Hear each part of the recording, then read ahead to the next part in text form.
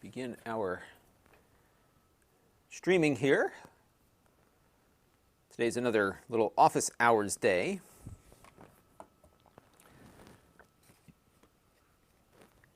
All right, we're ready to go live on Amazon. And let me just double check and make sure everything is correct on the YouTube side.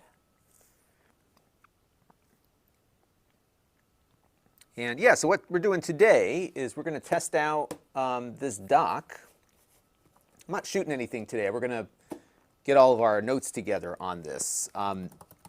So about 2 weeks ago, I think like right before Christmas, we looked at a Thunderbolt hub that would allow you to connect 3 devices to a single Thunderbolt port.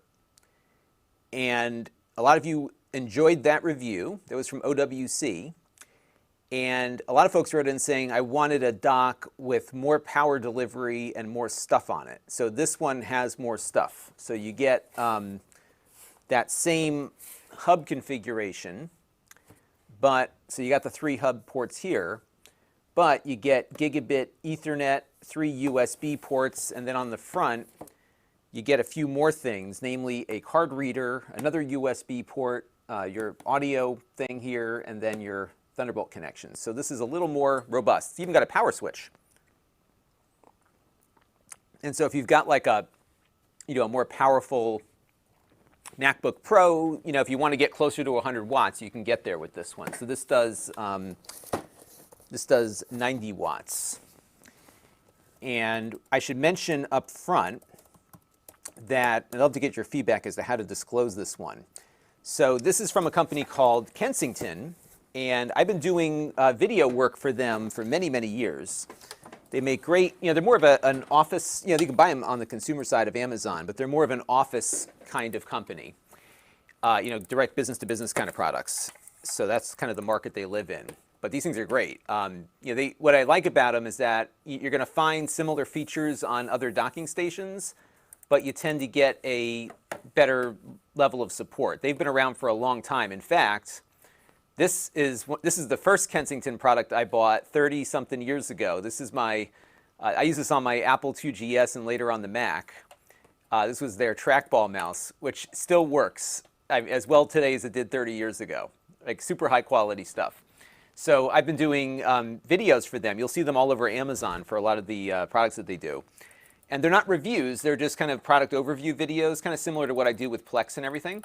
So, so what I'm probably going to do with this one, because I was going to do the usual product overview thing for them, and I'm also going to review it because I know a lot of you are going to be interested in that, so we're going to look at doing that.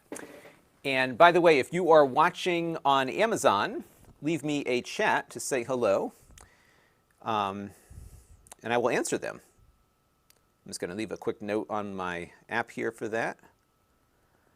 I will answer. So there you go. So that is what we're going to do. And we got some of our friends joining us. So let's pull up some questions here. And we'll start with Adam Laus, who says, the box says Windows 10. Is it compatible with Mac? Yes, in fact, I would say it is more compatible with the Mac than it is with Windows. So on the Windows side, hello Limitless on Amazon. On the Windows side, you need Thunderbolt 4. So you see it says Thunderbolt 4 right here. That's a requirement. So it will not work on Windows with Thunderbolt 3. But any Mac, including this is my old MacBook Pro. I guess it's old now. It's about 4 years old. This was the first Mac that had the Thunderbolt ports on it. It works with this one. So this goes all the way back to the first Macs with Thunderbolt. You do need to have Big Sur on the Mac. That's the only requirement on the Mac side. But yeah, definitely compatible with Mac. Dennis Black is here. He's been trying to get, looking for a Thunderbolt dock.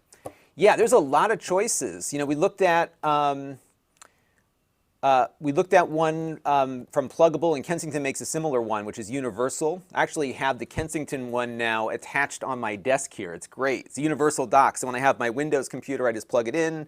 That works. The Mac works. And then I've got all the ports like hanging off the side of the desk. It's really good. Limitless says, I don't see any DisplayPort or HDMI on this one. And yeah, that's why this dock is going to be a little different. We'll unbox it in a minute. Because what this is giving you is basically a three-way Thunderbolt 4 hub, or on the Mac, Thunderbolt 3. And so you get display out of these ports, but there's no display output built into the dock. So what you would do, like we're going to do in a little bit, is you'll hook up your little dongle thingy here to it. And what I'm going to do with mine is, with this one after I'm done reviewing it, is I have like this secondary workspace upstairs. And as you know, I've got this multi-gigabit connection now. So I have a, going upstairs to that location, I have a 10 gigabit link. So I've got a 10 gigabit Thunderbolt Ethernet adapter. And the dock I'm using now, I'm using the pass-through connector on the dock I have now to connect that Ethernet up.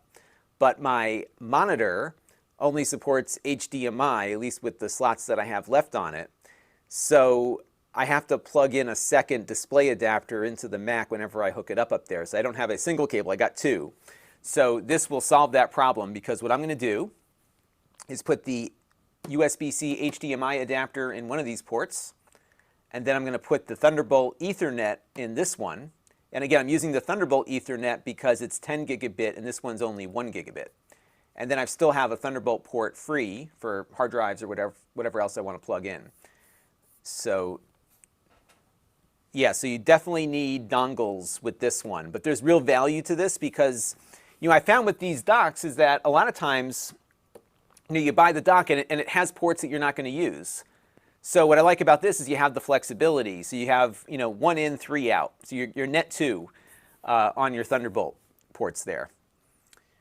And Dennis has a M1 MacBook Air to replace his maxed out 15 MacBook Pro. Yeah, I like these. So I have the MacBook Air also. And in my kitchen, I have a smaller version of this that just has the 3 ports. So it doesn't have all these extra things. It's got 3 ports, Thunderbolt ports, and on the front it's got a USB-A. And that was something we looked at from OWC that you might want to check out. That one's really good. Cedar Lake is asking, any Thunderbolt hubs that connect to 2 devices? Example, a work laptop and a personal laptop, and switch between the 2. Not Thunderbolt, and I should look at one. There are now USB-C KVMs that you might want to look at. IO Gear, I think, has a few. That's what I would look at, is the IO Gear USB-C KVMs. So let's say hello to some other folks here. Dava is here. Michael is here from Vegas. I miss Vegas. I go to Vegas every year at this time for CES. So there you go. Rob is looking for docs as I type right now. So here we are. Romeric is here from France. Hello once again. MJ Drama is here. Non-Rev Guy is here from San Francisco. And Adam Laus is here, who we answered a question from. Bobby's here from Florida. NC Strev is here from Maine. Brother John, unfortunately, I don't have a good answer for you on that one. I don't know what power it uses. I don't think I have one of those. And Gladys says it's a dongle that needs, yes, it is a dongle that needs other dongles. So there you go. Obina wants to know about the latest hyperdrive dock. I haven't really looked at the hyperdrive dock. Lou Bear says, what's up? Not much. We are doing our thing here. We're going to be opening this box up and testing this thing out. So what I like about the Kensington stuff is, like I said, they've been around for a while. You get a 3-year warranty on this one. And in full disclosure, I do video work for them. But they're not reviewing, obviously, this live stream as it goes up. And we'll do an independent review of this also on the main channel. I don't expect it to do anything unexpected, which is why I'm going to be testing out a few things this afternoon. So there you go. It's nice. Metal. It's aluminum. Feels pretty good. So we'll dig into it. So here's the S. This is where this stuff gets so confusing. So Sangkun, hello Samurai on Amazon. Kunji wants to know, can you use this on Thunderbolt 3 laptops? Yes, on the Mac. I'm going to maybe start putting a couple of these questions into the pin chat. But only Thunderbolt 4 equipped Windows computers. And I'm going to pin this, this chat right now so that it stays up at the top, because I know a lot of you will have similar questions. And let's pin that here. Because that's the confusing part of this. So you need Thunderbolt 4 on the Windows side, but any Mac with Big Sur, the new version of OS 11 now, will work with this. And again, you got your 3 Thunderbolt ports there. Gladys asks, would this work with a MacBook? No. Nope, because that is USB Type-C. So what I would recommend, let me look it up for you real quick, because there is something that does work for that computer that's actually universal. The problem with that, I'll show you in a second here. SD, let me pull it up real quick, because I have this one also. We looked at another version of this earlier. Bear with me, let me find it real quick here. There's so many different types of docks out there, it gets really confusing.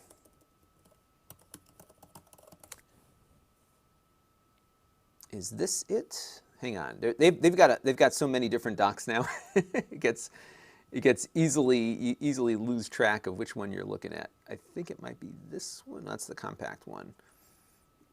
Hang on, I'm just looking it up for you right now. Or is it this one? Bear with me here. I will find it, because I just did like a whole video on it. Bear with me for 1 second. I'm going to find this thing if it kills me. Bear with me. We will find the answer to this question. It is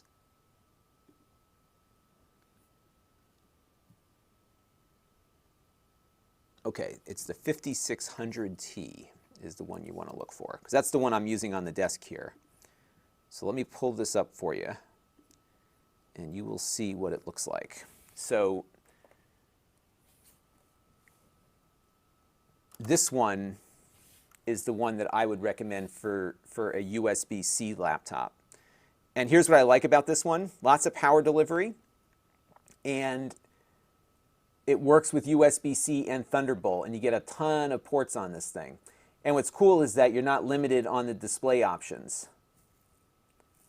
So you get DisplayPort and HDMI. You don't get all 4. You pick 2 from each column, or pick 1 from each column. And I think that Mac, the one you have, the 12-inch Mac, will only work with 1 display output. That's the case also, by the way, with the MacBook Air M1. The current M1s only do 1 display output, although these docks support more than that. But this dock is great because it works with both. So if you ever upgraded to a Thunderbolt computer, you would just use the same dock. Now, the only downside with this one is that there's no pass-through. So on a lot of Thunderbolt docks, they have a Thunderbolt pass-through port, and this one gives you 3. So that is often a bit of an advantage. So that's worth looking at. Jack here says that Thunderbolt ports are awesome. I agree. I love Thunderbolt ports. And we have Wim from Belgium. Hello. Mark Smith wants to know, what's the difference between this and the hub that I tested? So the big difference here is there's more power delivery. So this does 90 watts versus 60. And this has more ports. So the other dock did not have anything beyond these 3 ports and a USB port. This one has 4 USB ports, 3 on the back here, and then there's 1 on the front. It also has gigabit Ethernet. And then on the other side here, you get audio output, and you have your USB port. I think this might only be USB 2. I'll have to test that one. And then you have your SD card reader. And the thing that's neat about the SD card reader is that it's a UHS-2 reader. So you can use the UHS-2 cards at full speed with it. We're gonna run a benchmark on that in a minute. So that's what I would look at. And Bobby Strickland got the one that I used on the OWC one. Yeah, it's been great. I use that now as like my power supply upstairs. And that one's been great. I use it in the kitchen because I have another multi-gigabit Thunderbolt Ethernet on that one too. So I use that one quite a bit. Obina wants to know, are there other ones that I would recommend? Yeah, I would say this one is the other one I would recommend. Kensington makes this, and then there's another one from Pluggable, same thing. So look for the best price. But this one I like a lot because it's universal. So and that's what I have on my desk here. This exact one is actually hooked up with a VESA mount on my desk, and this one is also VESA mountable. So what they have on these, it's really cool. Let me pull this up for you. What's going on here? Hang on a second. I hit the wrong button. What's cool about these is that they have little VESA holes in them. And so I can't really show it to you right now, but I did a live stream the other day where they have a couple different mounts. They got one for the back of a monitor. They have another one that I'm using on my desk. It clamps onto your desk. And then you've got the dock, so my dock is right here with all the cables, so I can just attach stuff. So whenever I have a computer on the desk, I plug it in. And because this one works with anything, USB-C or Thunderbolt, the compatibility is not a big deal. So there you go. David's Devices is joining us again. He's watching both on Amazon and on YouTube at the same time. And I'm guessing the Amazon stream is more real time than the YouTube one. There's usually a longer delay. Let me just pull up a few more comments here and we'll start hooking this thing up. Oops, wrong button. I keep hitting the wrong one today. Songkun, thanks, Lon. I hope I got your name right. I probably didn't. David's here, late as always. No, you're early today. We are not that. I think you are David's Devices, if I'm not mistaken. So he's on both right now. David did not get the notification today. You know what's funny? I didn't get the notification either because I usually get notified on my phone when I go live on Amazon, and I did not get that either today. I bet you their notification thing is not working right. And yeah, we got about 70 viewers right now. So yeah, we'll pick up as time goes on. I'm going to do a fun one tomorrow if I get time. We'll see where the kids are at. Because I got in one of those magazines from the Video Game Foundation, the Video Game History Foundation. So we're going to open it up because I don't know which one it is. It's like a blind bag thing that they do. I'll explain more when we do the stream. Non-Rev Guy wants me to test out the X5. Yes, I'm going to plug it right in because I've got it right here. So we'll attach it and see how we do with it. Dennis Black says the SD5700T is showing a $20 off coupon right now. Yeah, go for it. It's a good deal. Yeah, just click on my Amazon link. That'll take you in. And you know what I'll do is I'm going to add this to the product carousel because that is a good deal. So the SD5700T. Yeah, this is a good dock. It's the one I'm using right now on the desk. And I would say this has been my experience, by the way, with all of these docking stations, is that you occasionally have to cycle power to them. So for example, today when I plugged my MacBook in, it did charge. And I see this all the time with all these docks. It charged, but it wasn't getting any of the devices going, so I had to unplug the dock and plug it back in. That happens every once in a while, and that's not just Kensington, it's all of them. So just be mindful of that. Not a big deal, but it's something that happens. So there you go. Yeah, we'll take a look at a few other USB-C devices. I do have a few on the desk here. So I have, and usually what I do is I've got my USB-C. This is a USB-C SSD, and this one, the Samsung one, is Thunderbolt. And it's funny, you look at these things, they have the same connector, right? Everything's the same, but they're different. And this drive, this is the Samsung SanDisk Extreme Pro. And the crazy thing with this drive is that it supports a newer 20 gigabit speed, all right? But this is using what's called the USB-C 2x2 standard to get that 20 gigabits. It's not the same 20 gigabits that's in the USB 4 spec. So it will work with some USB 4 devices, but not not all at that speed because the support of 2x2 20 gigabit is optional on USB 4, whereas the Thunderbolt version of the 20 gigabits is mandatory. So this will not work at 20 gigabits, which it's designed to do on most computers, unless they specifically support 2x2.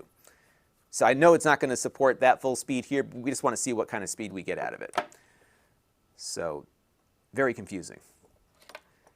All right, so let me, let's unbox this thing here and see what else we get. So we have, let me close out our lower third here. So we've got here and Jacob is joining us on Amazon chat. So here's the dock itself. And then we've got some more stuff inside. They are here for you. Don't be a stranger. And it gives you a rundown of all the different components. Oh, this is interesting. So the port on the front, this port on the front is a USB 2 port. And it's kind of designed to charge your devices. So this will provide 1.5 amps. So it's more useful as a charging port or like plugging in a keyboard or a mouse. So I would avoid putting your hard drives on the front port. So we'll want to talk about that in the full review. Let me just make a note of that. Front USB port is 2.0 only. Okay.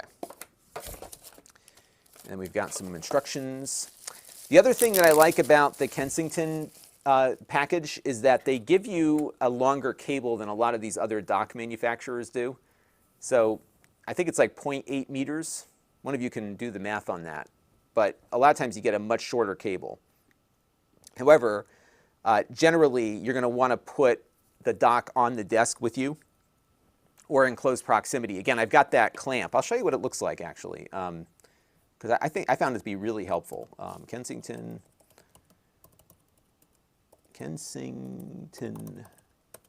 docking station clamp. Let's see if I can find it here. Yeah, here it is.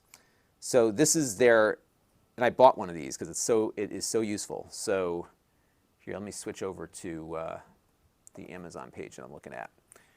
So this is their docking clamp. Here's the live stream. Isn't that meta? So you can attach it to like your monitor stand or whatever. Like it attaches to anything. But this is how I have mine working right now. I have it just hanging off the side of my desk. And this works with most of their docks because you have these two little holes on there, and it just screws into that, and then you plug it in or attach it. So it just screws onto those. It was very easy. We did a live stream where we actually did this the other day, and that works great. And for me, it's awesome because it just hangs off the side of the desk. And you'll find other docks that look like this one, but this is unique to the Kensington docks. They're the only ones that drill holes in their case like that. So that one works. It works really well. It's an extra $25, but for the convenience of it, it's been really helpful. All right, what else is in the box here? We've got the Thunderbolt cable. This is a Thunderbolt 4 cable, and as far as I know, there is no difference between a Thunderbolt 3 or a Thunderbolt 4 cable. They both meet the same specifications. And actually, some of the other docks I have looked at recently come with a Thunderbolt 3 cable, but again, it's the same thing. Power cable for the United States. And, oh boy. So now here's the fun thing with these docks. So they deliver, this delivers 90 watts of power.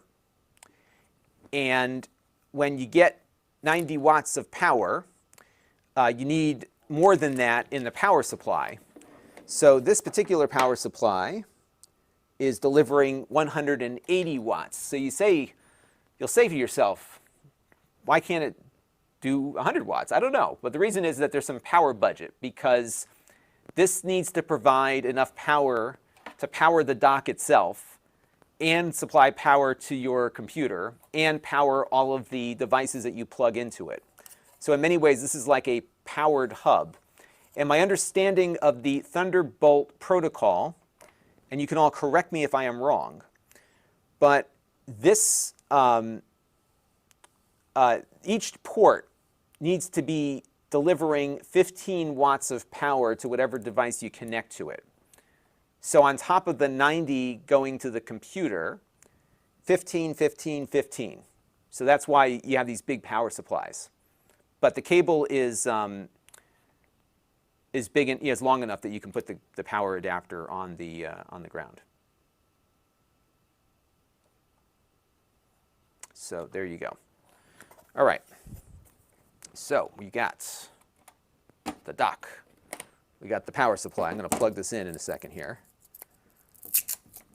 So to some degree, your dock will consume as much power as a computer will.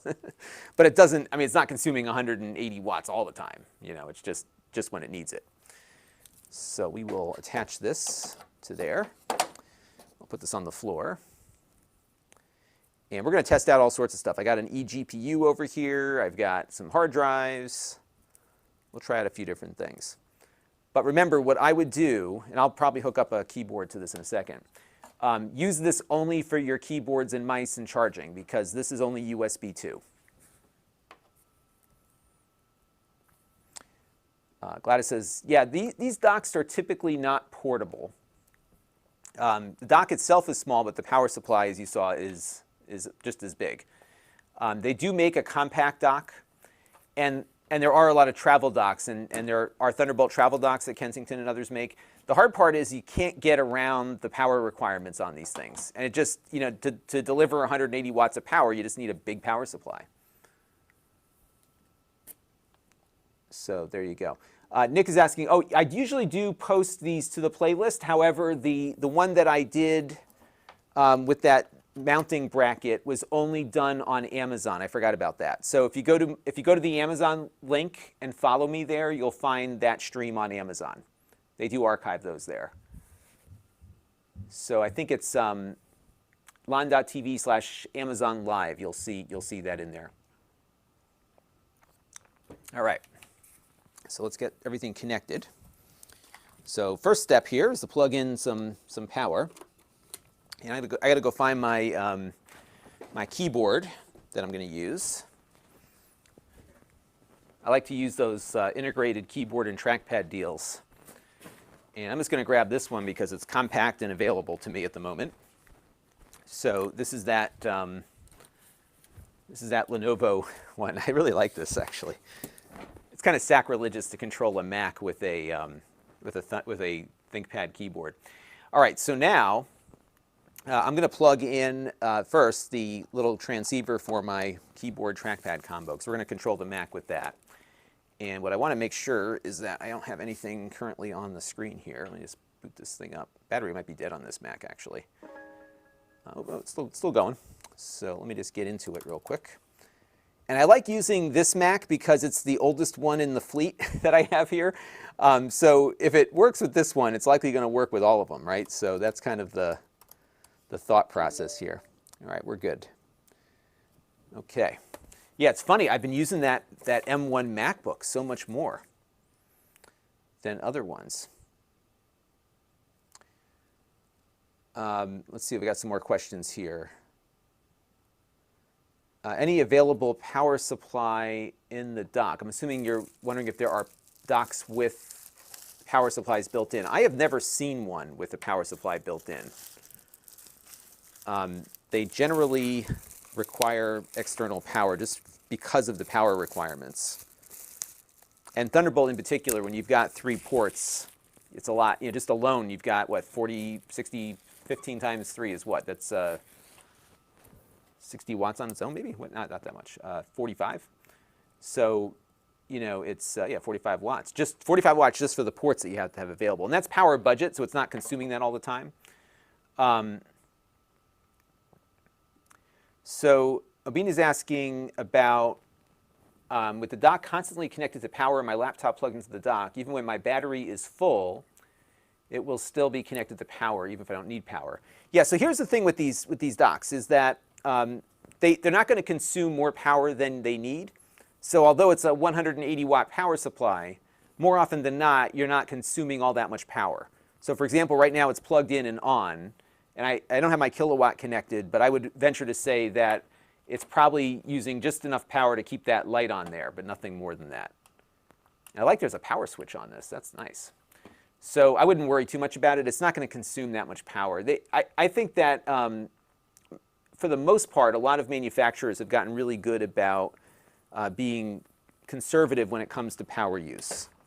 So the actual use when you're not charging, when you're not under load is minimal. And I'm finding with my new M1 Mac that it's doing a lot of battery maintenance, so it's not even charging it all the way unless I tell it to, which is going to be a problem. It kind of looks at your behavior and determines like how much battery charge to give you. And I know that's going to be a problem for me because once I start traveling again and my behaviors change, I'm going to be out without a full charge and I'm not going to be happy. But for now, it's good enough. All right, let me see if I can find this end of this HDMI cable here. Bear with me, folks. Just going to plug the HDMI cable in. So now with this dock, remember that typically on a dock you have display outputs, but this one doesn't have that. So I have a HDMI to USB-C adapter here. And what we're going to do to get the display to output, Obina's asking, so it won't mess up the laptop battery. Yeah, no, this is going to, your laptop will treat this, your laptop will treat this just like any other power supply. So it'll, it's USB-C power delivery, Thunderbolt power delivery. It is all standard stuff. But remember, you got to have Thunderbolt 4 on Windows or a Mac with Thunderbolt 3 in Big Sur. So there you go. All right. So now what we're going to do is just attach this to the display here in the back. And this is a 4K 60 display, by the way. And so what I'm going to do, I could plug it into any one of these ports. So I'm just going to choose this one here just for the heck of it. And then this cable goes on to the front of the dock. So we're going to plug it into the front. And then we're going to attach the cable to one of our Thunderbolt ports on the side there. And it just started charging, so it's getting power. And the display should come up in a minute. I think this Mac might need to be opened up first. Let's see.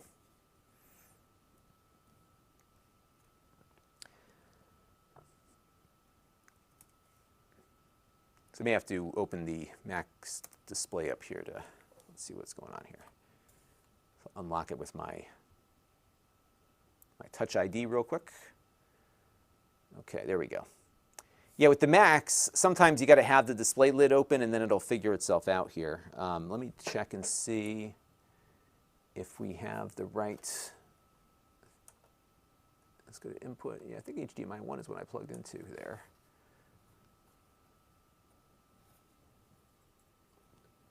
So let me check what's going on here. And I'm just going to do a little switcheroo here and just unplug it and plug it back in. And that should get us going.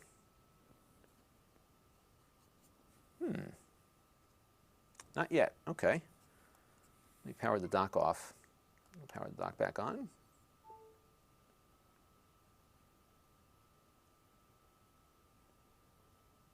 And let me double check and see where I plugged everything into as well. Maybe I've got the wrong port. No, it's HDMI. Oh, that's HDMI 1, yep. So let me just switch them around here real quick and see what we get. And it could be the Mac might need to be rebooted. So let's do that real quick and see, if that fixes anything.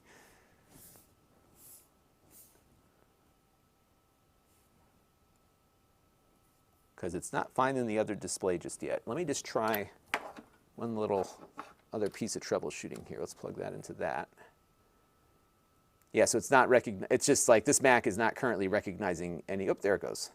All right, so that one worked. The direct connection works. So let's plug it into the dock again. See if it picks up on it. Huh. All right, I'm going to reboot this in a second.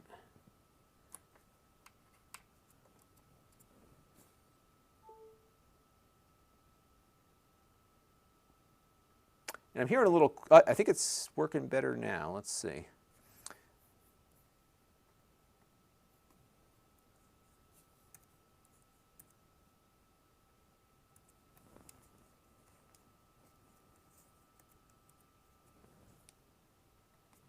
Yeah, we're not getting anything. All right, I'm going to reboot the Mac here and see what happens.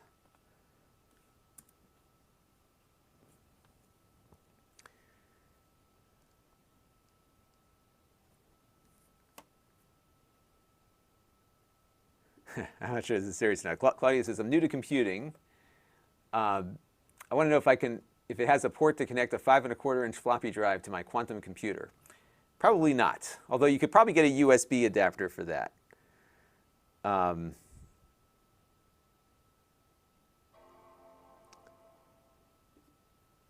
Paul's wondering, does it have a battery backup built into it, especially for gaming laptops to run at least a day or two? This does not have that. So it is strictly a docking station. John says that Mac OS is notoriously bad at recognizing external displays. That's probably what's happening here. So we're going to keep poking around with this until we can get it to work with it. That's why I do these things, you know, like typically when I'm evaluating a product. So you're kind of seeing my evaluative process. And undoubtedly when we're live doing this stuff, something doesn't work. So that's how this usually goes. And this is an older Mac too, so there could be, I need to check and see if I've got the latest version of OS, whatever it is on there. It did pick up the USB port. So the dock itself is working. It's just the pass-through here is not currently working. But let's get this Mac booted up here and see what happens. I need to get a bigger desk, don't I? Yeah, now it's going. Okay, so there we go. Although it is at a weird resolution. Okay, now we're in business, as they say. So I can close this up. Now it's cool. Let me zoom out my camera a bit here. What's cool on the Mac, yes, and sometimes, by the way, if things don't work, just do a reboot and you're in good shape. Now what I like about the Macs, and I think this is probably true of Windows. I don't do a lot of this kind of stuff with Windows these days, but when you close the lid on your Mac, it stays on, and you get your external display. The problem with this older unit is that the fan is, I mean, this thing is constantly blowing. And what's been funny is that, so my secondary office upstairs, I have a Thunderbolt dock. I explained it a little bit earlier. Plug this in. I do my web calls and stuff up there just because it's nice to get a change of pace. And what's funny is that when this is connected, it is making a ton of noise with the fans going. It gets all hot and everything else. The MacBook M1, you plug it in, it's silent. It doesn't even get hot. Like this thing is blowing hot air out the thing. It's going, and it's running slower than the MacBook M1 here does. It's crazy good. So it's pretty interesting. So, but yeah, we are up and running. Okay, so now I want to verify a couple of things. So what I'm going to do is go into my control panel here. I'm not mirroring the display output just yet. I could probably do that over NDI in a minute. What I'm going to do here is just check on the display settings because I want to make sure it definitely is 4K. I just want to verify that. So I think I can hit like the option key.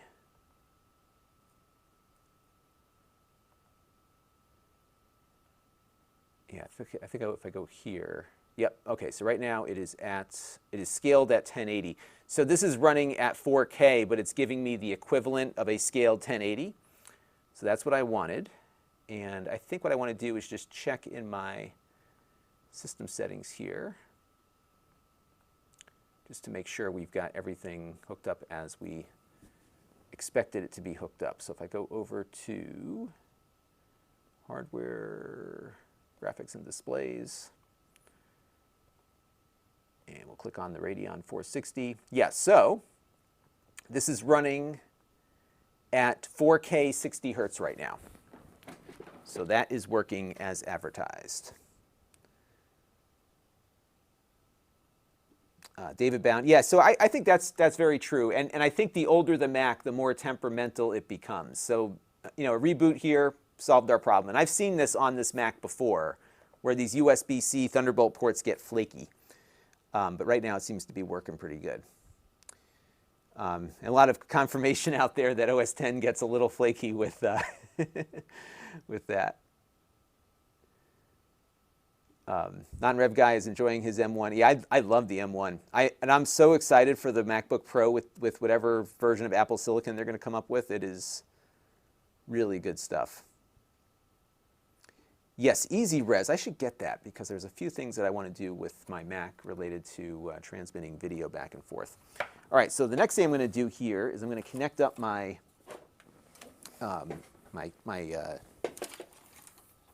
Ethernet cable.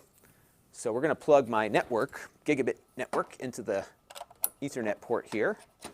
And let's see if it picks that up. And I'll try to share the screen over NDI so we can see it. So we'll go over to network.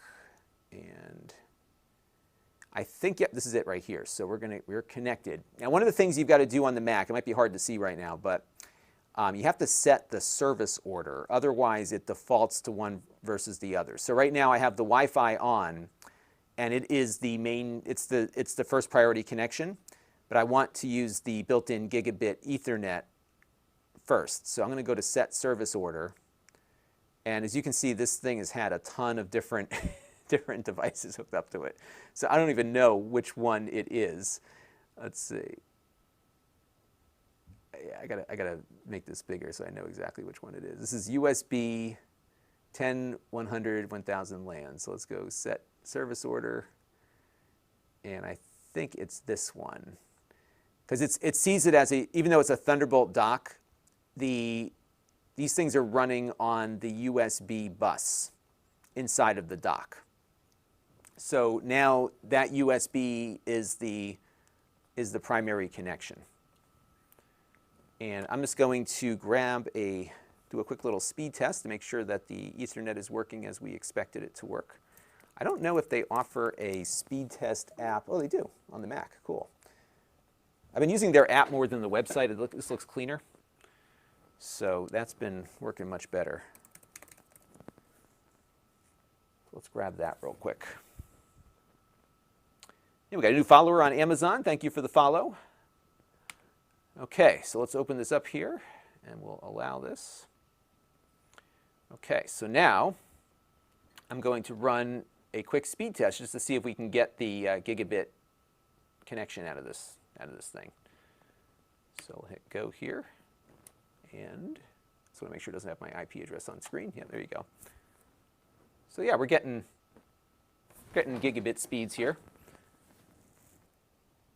So 938 down, and not as good on the there it goes. I was going to say, not as good on the upstream, but now it's boosting, so now it's working. This is my internet connection here at the house.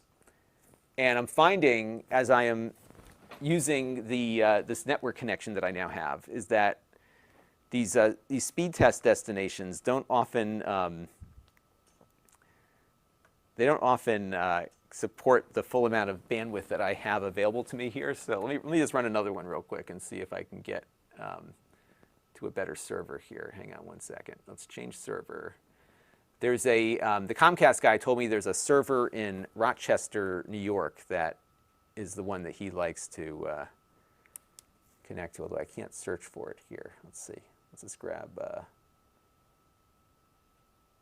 let's try this one in Lancaster, PA. Let's see if this does a little better.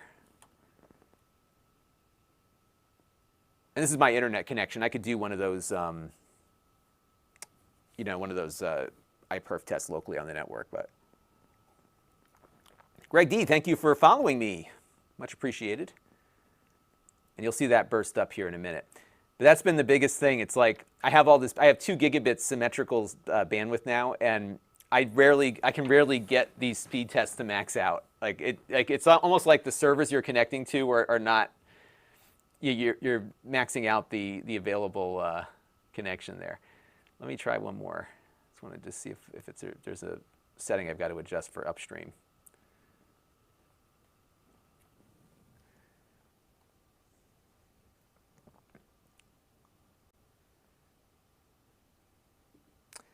So John asked a very good question. This is actually a very relevant thing to bring up right now because I was about to talk about this. About what's the bandwidth that you have available on Thunderbolt. So on the review of the hub that we did, we had a long discussion about, I set up a bunch of drives as like a scary raid just to see, like, could we maximize the Thunderbolt connection? And we were getting, now remember, Thunderbolt is advertised at 40 gigabits per second. And we were getting in the 20 gigabit territory. We weren't going beyond that. And so I started to do some research to figure out exactly what the real world is. And Intel has a great document. I'm going to pull up something on screen here real quick for you so that you can get a feel for exactly what to expect. So let me pull this up for you. And let me pull away John's comment here. So on a direct data-only Thunderbolt connection, after all the overhead and all the other stuff is factored in, you should have about 22 gigabits per second of usable bandwidth in the upstream and the downstream, which is a lot more than USB, right? Now, you connect up in this case, a 5K display, you're down to 18 gigabits. So I would venture to say that, the 4K 60 display that we're running right now is probably, it's probably doing about 2 gigabits, so it probably eats up about 20 gigabits or so on the upstream side. And then you can see here, like if you were running 2 4K 60 displays out a single port, then you're limited to only 8 gigabits per second on the upstream, but 22 gigabits down. But here's where it gets complicated, because it's not always transmitting data. Remember, everything's very efficient these days. So for example, if I'm moving this window around, that's going to consume more data on the bus than just letting it sit still. So the Thunderbolt technology kind of varies things as it goes. So you will see, the more you have connected to the dock, the more variation in overall performance you'll see, which is why, like, when we hook up the eGPU in a minute, it's going to work, but you're going to have better performance if you plug it into its own port, because then it has all of that bandwidth to itself. And we found that in our review of the other device, that you would see a reduction in the GPU performance because it was sharing that bandwidth with another device. So that is definitely a factor. John Paul's asking about the cables that I'm using. I'm using Cat 8 Ethernet cables. You're tying together with Wi-Fi and mobile internet to boost for upload speeds. Okay, so here's the thing with these with the cable types. And Dylan the Couch Potato, thank you for following on Amazon. So here's the thing with cabling. Now, if you are today going to go and build out, your Ethernet network, I would get whatever, higher end cable you can afford, and I would put in at a minimum, I would do Cat 6A just to be somewhat future proof. The deal with the multi-gigabit stuff is the longer you go, the better the cable you'll want to have. Now, let me give you an example of what I have set up in the house right now. In my equipment closet down here, I have a connection that goes up to my secondary office upstairs. And even though it's upstairs, it's a very short run. It's maybe 15 or 20 feet, if that. And when I moved into the house 10 years ago, Cat 5e was the most affordable thing, and I thought that's all I needed. So I had the guy run Cat 5e from upstairs down to here, but it's a very short run. It's only like 15 or 20 feet, if that. So I've been running from down here to up there over Cat 5e 10 gigabit, and it's been going since October, no problem. I've not even turned off the switch. Never had an issue. Now, I'm not generally pushing 10 gigabits, but I am regularly pushing 2.5, and it's been perfectly fine. If you go longer, that's when you get into trouble. So, I think that's where you want to be careful about the cables. Now, what happens when it gets upstairs is, so right now it goes from down here to up there, very short cable length. Upstairs, it's a much longer cable length, and that's where I've got a Cat 6A patch cable running from my desk up there to the router to keep that connection running better. So I'm patching in with Cat 6A or better wherever I go. The computer you're watching me on right now, I think I've got a Cat 8 patch cable on that. That's running at 10 gigabits, this exact computer that I transmit from all the time. And it's actually transiting a lot of data because I'm often doing NDI locally on the network while I stream out. No problem. So, you don't, what my advice to people is, if you're going more than I would say if you're going more than 30 feet over 10 gigabit, you'll probably want a higher quality cable than Cat5e. If you're doing 2.5 gigabit like I am, Cat5 is fine. Cat5e, it should be okay. So just play around with it and see what works. Because I always want people not to spend money unnecessarily. That's kind of like my mantra in life. So if you can avoid it, avoid it. And for me, I was able to avoid it. Works fine. Now, if I was going to do it today, I would certainly run Cat 6 or Cat 7. It just gets expensive when you're running multiple things. Mark's wondering about repeaters. So what I've done, so I had my network strategy down here has been different than the rest of the house. So when I moved into the house 10 years ago, this was before the YouTube channel. I wanted Ethernet into my entertainment room, which is also where my secondary office is located. I wanted Ethernet into my bedroom for my network DVRs that I had at the time. And I had Ethernet running into what was then my home office, which is now my daughter's office. And I had it all terminating down here. So I had 3 runs upstairs, terminating down here. When I did the basement over, which is where I work now, I put in 4 Ethernet drops per wall. So I've got 4 here, I've got 4 on that wall over there, that one there, and the back wall. So I've got 4 Ethernet drops everywhere else.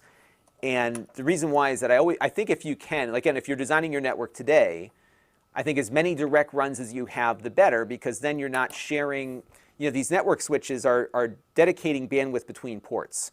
So when you say you have a gigabit network, you got to look on the switch specifications. But for example, I've got like a 48 port switch in the closet over there. It can transit data so that each port can communicate with another one at a gigabit independently, right? So if you're using a hub like I am upstairs, so for example, right now I go 10 gigabit, single connection, 10 gigabit from down here to up there. Up there I've got a really cool switch that I got from QNAP that will give me 3 10 gigabit ports, and then it has another 10 1 gigabit ports, set at 1 gigabit ports. And the backplane of that switch can handle the full bandwidth it has available. But on the downstream, we're sharing a single 10 gigabit link. So if I had 3 10 gigabit devices plugged into that switch, all trying to do a lot of data at the same time, it's going to split the load, by 3. So if we had a direct run to each, you would get 10 gigabits out of each. Although the bottleneck, of course, is the internet connection. So it's one of those things. But generally, I think in most households, you're fine, running a single run upstairs and then just using a hub up there, especially if you're just watching Netflix and stuff. So there you go. All right, next up, we're going to plug in, actually, we're going to do the Thunderbolt drive now. So we're going to connect let me zoom out the camera again here. Oops, zap. Getting zapped on my static electricity here. All right, so now we'll connect the Thunderbolt drive here. And again, we're going to connect it to one of the 3 ports on the back.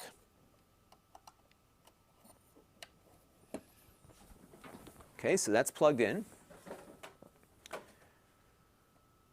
And we'll just wait for the drive to mount. It's already there. Okay, good. So we'll just make sure that we got, yep, that's the right drive. Okay, so I've got a Windows virtual machine on there that we were playing around with the other day. So now I'm going to load up the speed test app here. And let's go and select our target drive.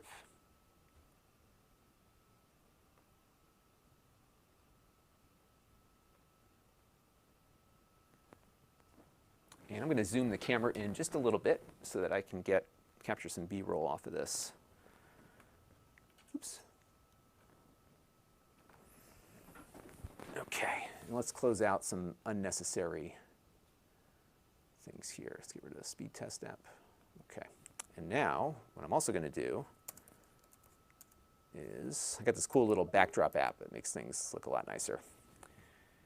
And now we're going to select our target drive, which is our fancy, I call it the Samsung Fancy Drive. And we'll go ahead and fire that off. And I think this is about what I usually get on this drive when it's directly connected. And let me just get some B-roll going here. This drive is flaky because it will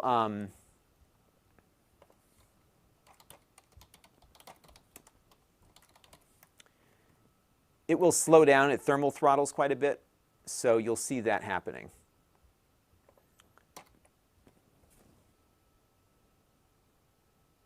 And we'll let that go there.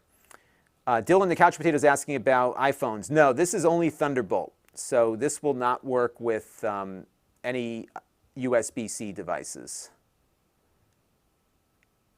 And actually, the iPhone won't work with any of these docks because it doesn't support USB-C. So there you go, not bad. I mean, I think that's what I would see if I plugged it in directly. Let me try that real quick next. Let me unplug that and see what we get here. Yeah, and what's neat about what we're doing right now, I'll give you my overhead view. This might actually work better for explaining things.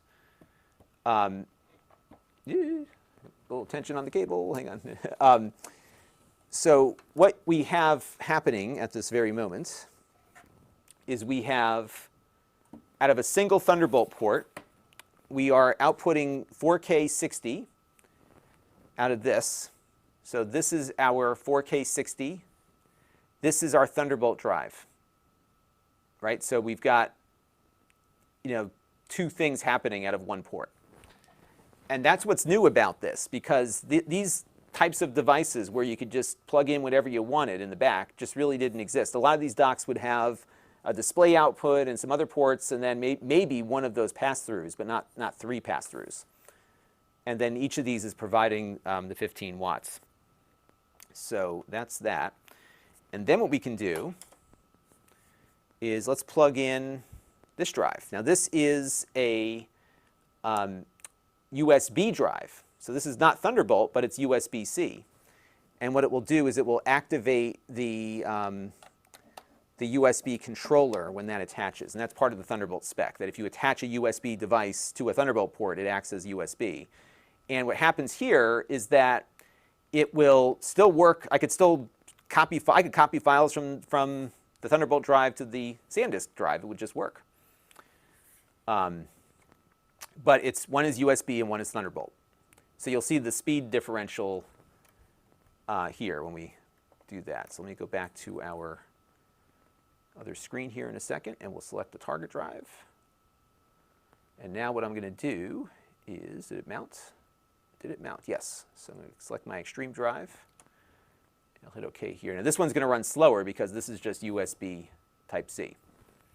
But that's about what I get out of it usually.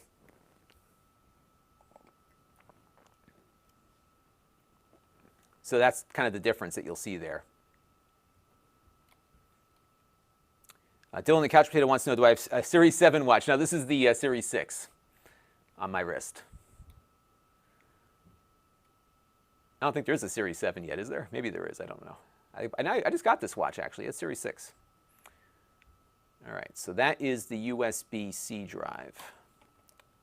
And now what we can do as a test is I can load another instance of the speed test. I forgot how to do that though, I gotta remember how to do that. Let's go and figure that out real quick. Okay, so that is the existing instance, and maybe it's the option key. Let's see. Or maybe there's a command line to do that. Let me look that up real quick. Or I could just copy the app and just run it again. That's all. That'll work. Let's do that real quick. So I'm going to duplicate, and I can run it separately. So now what we've got are two of these running simultaneously. So we've got that one pointed at the USB drive. And you'll see now when I do this, you'll see a speed reduction. So bear with me here as I set this up. All right, so let me get the camera better positioned here. All right, so now on the left is the Thunderbolt, right? So we'll start the Thunderbolt. Right, so there you go. And I'm going to wait for it to go through its cycle here just so we can do a comparative. So there's the read. And you see how it dipped? See that? Because it's trying to share the bandwidth. And I gotta sync these up. Unfortunately, I can't push both buttons at the same time. So let's see if I can sync it up here. Let's wait for it to finish. But you see how it dips right when it starts up? So you're just sharing bandwidth. That's kind of the nature of the beast here. And the USB is also shared as well. So if I were, what's the wrong one? So if I were to load up that internet test, now again, this is using the network adapter. We'll probably see lower network speeds over that network test now. Yeah, see that? Because it's all like you're just saturating all the bandwidth here, and it'll boost back up when it's. But remember, before we were getting close to 900, and that's because everything is just sharing the bus. So let's turn off wait for that test to finish. All right, so I'll stop that, and now if I run it again, see that? Because it was sharing the USB bus.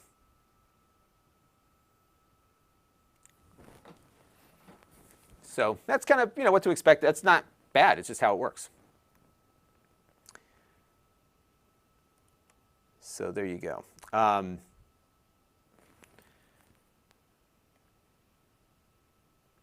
All right. So that answers some of my questions. I mean, it's working as I expect it to work. That's what it's supposed to do. And it's working as expected. Obina, so yeah, this is what people get confused a lot about with this stuff, is that this is Thunderbolt. So if your device doesn't support Thunderbolt, it's not going to work with this dock. The dock that I did post earlier, which was let me pull up my history here and I'll pull it back up for you. So DeX does work on, here, I'll pull this screen up for you so you can see it. DeX does work on this dock. So if you were to get this dock and plug your phone into it, check out my review. I did a review of Pluggable's version of this, which is the same hardware. If you plug your DeX phone into this, it'll work, because this one supports Thunderbolt and it supports USB-C. But this dock, only Thunderbolt. Even though it's the same connector, different technology. So that is how that works.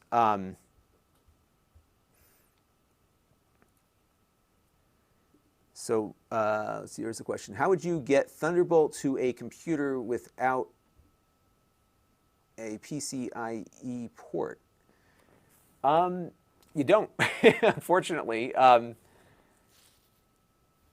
You have to have Thunderbolt built into your computer for this to work. And what's interesting is I haven't seen, you can find USB 4 adapter cards all over the place. There's not a lot of Thunderbolt cards out there. I had one for my old Asus motherboard and it didn't work all that great. So, that's that.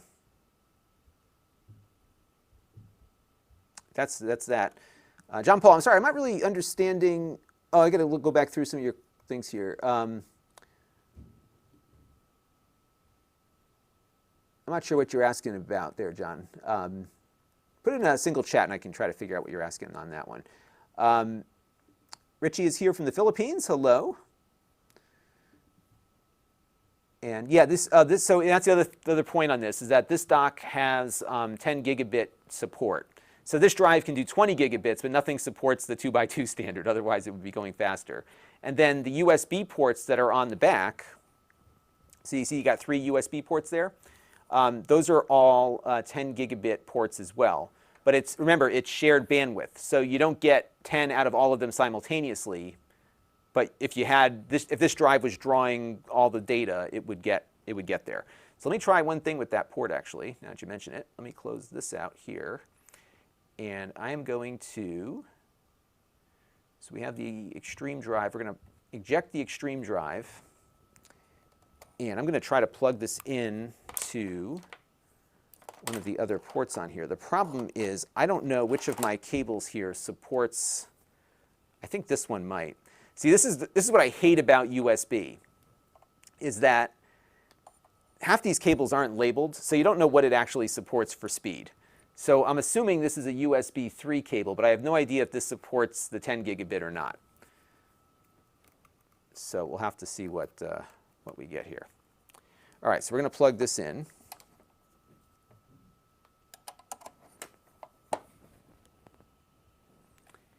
And somebody's impersonating me on the Amazon chat, and that is not cool, because that confuses customers.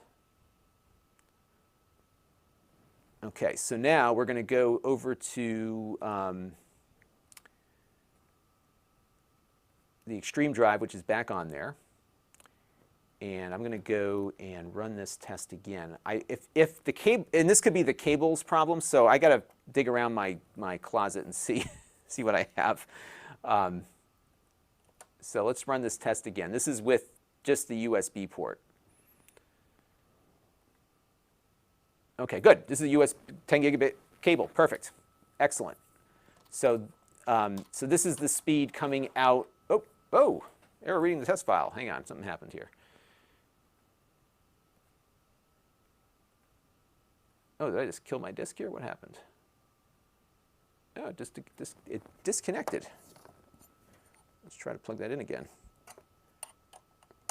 Well, the cable was good. It was doing what it was supposed to do initially, and then it dropped on me there. Hope I didn't crash my drive.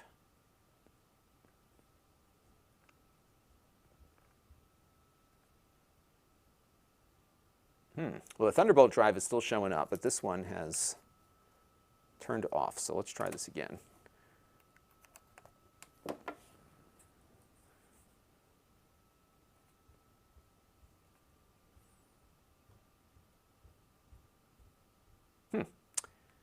Well then, what happened? So let's plug it into a different port and see what we get on there. Yeah, it's not mounting at all now. All right, so we need to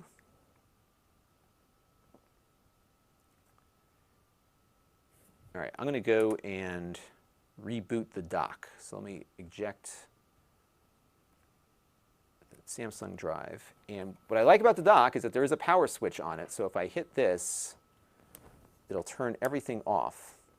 And the display just went dark. It's good. It's just a single push. And you don't usually see a power button on a dock. So let me power it back on here. If it doesn't work after we do that, I'll cycle power.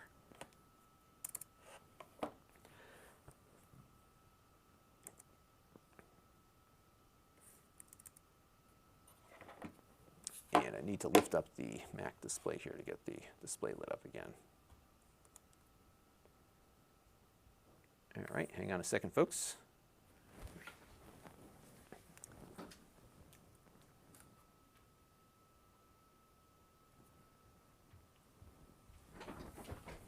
All right, so the Mac is up. The display is not coming up again. So I am going to, let me just get back into view here. So the display is on the Mac here. And it thinks there's two displays, but it's not outputting again. So let me just eject the hard drive properly. I'm just going to unplug it because I don't want to have but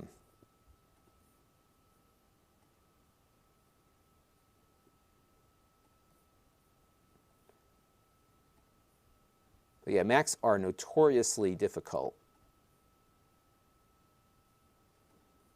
So arrangement, we're going to mirror displays. There we go. And now I'm going to pull up the Finder and eject that Samsung disk. Okay. Yeah, it looks like this drive light just stopped working all of a sudden. Okay, so now what I'm going to do here is unplug the dock completely, and we're going to plug it back in.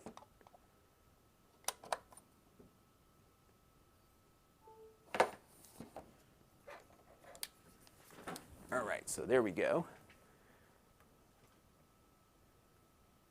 And now it should light the display up because it did detect the presence of the display. Yeah, this Mac has been very temperamental today. It's not the dock's fault, it's just this Mac. Yeah, this is what happens when they get old, they get finicky. So let's switch it to the other port here and see. And actually this Mac, this thing has been in for repair probably, this Mac has been in for repair probably 4 or 5 times easily throughout the course of its life. Yeah, we got to reboot the Mac again. All right, let's do that real quick. So I think newer Macs will be better behaved than this one. James is asking on the Amazon chat, will it support 3 4K displays? No, so you're still limited by what the Thunderbolt port itself can provide. So you get 2 4K displays or a single, let me get the specs down here so I'm correct in my assertion.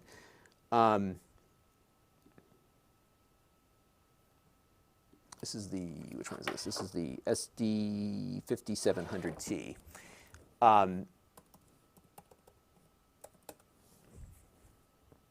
So you get, this is according to their specs here, but this is what it is.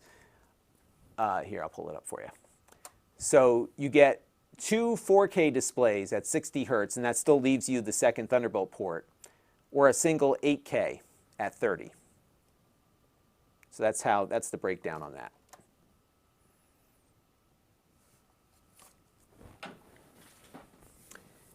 And then he's wondering, can I get the full 1 gigabit throughput on the network? I have 1 gigabit network dongles that won't get full 1 gigabit speeds. So on the network side, you know, if you're having trouble with not getting gigabit speed on your network, I would look, because I'll tell you what, even with the least expensive USB network dongles I've looked at out there, like they all tend to deliver gigabit speed. So you might have a network problem, more so than perhaps a connectivity issue, or at least a USB issue. So without knowing what you have right now for a network adapter, there could be something going on in the network. One thing that I like to do is what's called an iPerf test, IPERF. And that's a test that you install like a little app on 2 computers and you can transit data between them.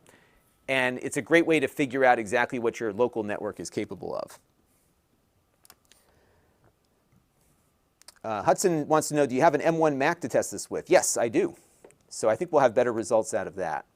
And I don't think the dock is buggy. I think it's my MacBook Pro that's acting up. Because this thing is old. It has been giving me trouble. And I'm using the Pro right now just because the M1 is doing something else at the moment. But it's not finding the display again. Let's pop this back in and see what happened here.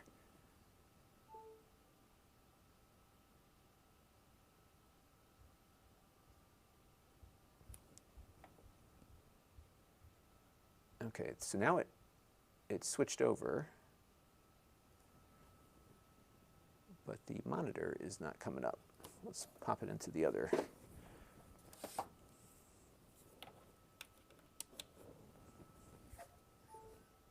Let's going to try a different port here and see if it works better. Yes, I would say the little glitches you're seeing here is the result of this MacBook Pro just being there it goes. This computer has long been a source of frustration for me. I've owned it for 4 years. It has been in repair for various issues. I had like the USB ports replaced on it. The keyboard's been replaced twice now, and it's going bad again. This has been the most problematic Mac I have ever owned, and I've had a lot of them over the years. Okay, so let's close the display back up here. There it goes. Okay, so now we are doing that, and we're going to do, so right now it's definitely back at 1080p, so let's try to force it back. Oops. All right, so back to display here. Yeah, it's in better shape now. It's behaving better. All right, so let's go to displays. And let me just double check and make sure that this one is, yeah, we're good. Okay, yeah, now it's back to where it was. Okay, so let's continue on where we left off here. We're going to plug in that hard drive. Huh. It's drawing too much power, it says. Unplug the accessory using too much power to re-enable. All right, so let's try the MacBook M1 now and see what's going on with that. That might behave better. So let me do a switcheroo here. So we're going to slide in the MacBook M1. Now, one note on the M1 Macs is that Eric's Variety Channel used my Amazon affiliate link to buy what'd you get, a plasma cutter. Awesome. Well, I hope it serves you well, because if I had a plasma cutter, I would not do anything constructive with it. Okay, so let's plug this in here. I just want to make sure this drive is not the culprit for our issues. Yes, it's working fine there. Okay. Okay, so now what we're going to do is I am going to slide in. This is the M1 Mac, and it should work just as well. So we've got, just to recap what we've got connected right this second, I'm going to unplug the Samsung drive here. We have at the moment, let me move this up a little bit here so you can get it into view. So right now, just to start, we're going to start with the M1 with gigabit Ethernet and the display attached with 2 open Thunderbolt spots there. And I'm just going to connect it to the lower port here. Okay. So now that's connected up, and I got to turn the dock back on. And what we should see here is the display kicking on, and there it goes. So that was much better. And what I'm going to do is I can do one of those deals. Okay, so that's good. So that works. So let's plug in. And it could be that this drive doesn't like this cable. So let's see what happens when I attach the hard drive to this now. And will it mount? Yeah, now it's mounting. So let's go back to our disk speed test. And this is the ARM version of that test. And what I'm looking for here is whether or not I can get, it's only running at USB 2 speed right now. So this cable, this is a bad cable. That's what I'm dealing with here. That is a bad cable. So we're gonna toss that cable out. And this is what I struggle with on USB, is that these USB cables are, you got to label them, and especially when you try to get into the 10 gigabit stuff, like some of these cables are really bad or mislabeled or whatever. That's not Kensington's problem, it's all these other ones.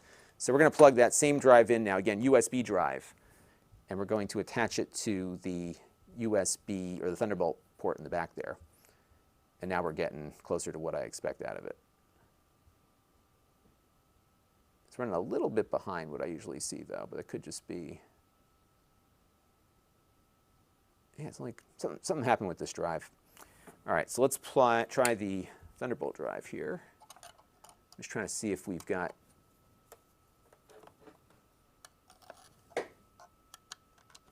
okay, there we go. And now we'll switch over to the Thunderbolt drive.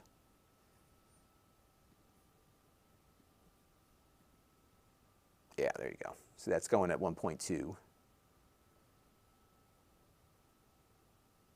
Yep, that's working like it was before. And this is on the M1 now.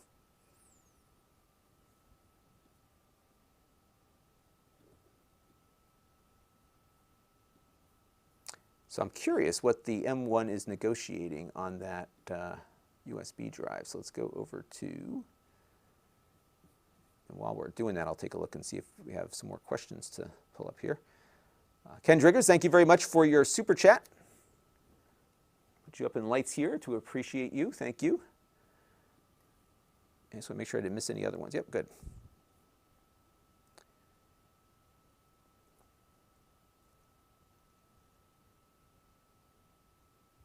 But yeah, the M1 works much better. And I think actually the newer Macs will work better also. I found with my older MacBook Pro, it tends to, it's not on its last legs, but it's really, it's a pain.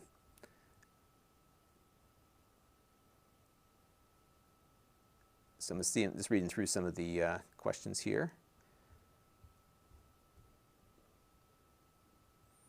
Yes, Al Vanderlaan has some issues with his. Yeah, some of these Thunderbolt issues are problematic.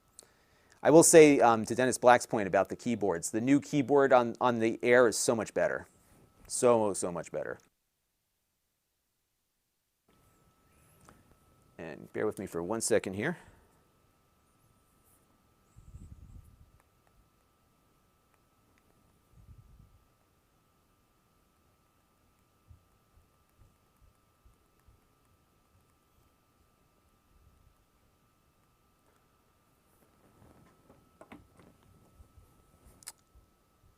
All right. So that works. Okay, so the drive works, the Thunderbolt works. What I'm trying to figure out now is what's going on with my hard drive here. So let's go and look at storage. And we've got the Extreme Pro. I'm just trying to see how this is mounting itself right now.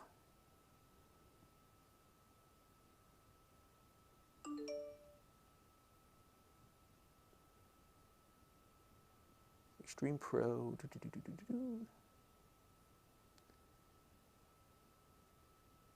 So right now, yeah, so it's coming in at 10 gigabits. Okay, so it's being detected properly, so that's good. So let me try this. I had another cable over here somewhere. Yeah, so my challenge is I'm going to have to order some more and just label them. Because I've got, what happens is you get these cables and they look like any other cable. And the assumption would be that this is a 10 gigabit cable, but not all of them are. So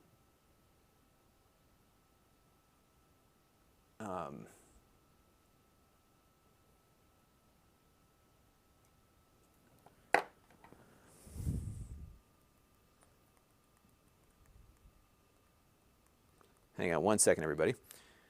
Yes.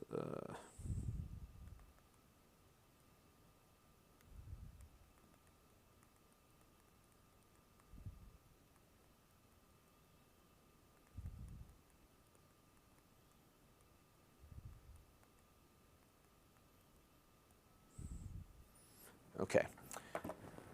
So let's go back to, let me go find another cable in my cable bin there and see if I can figure that out.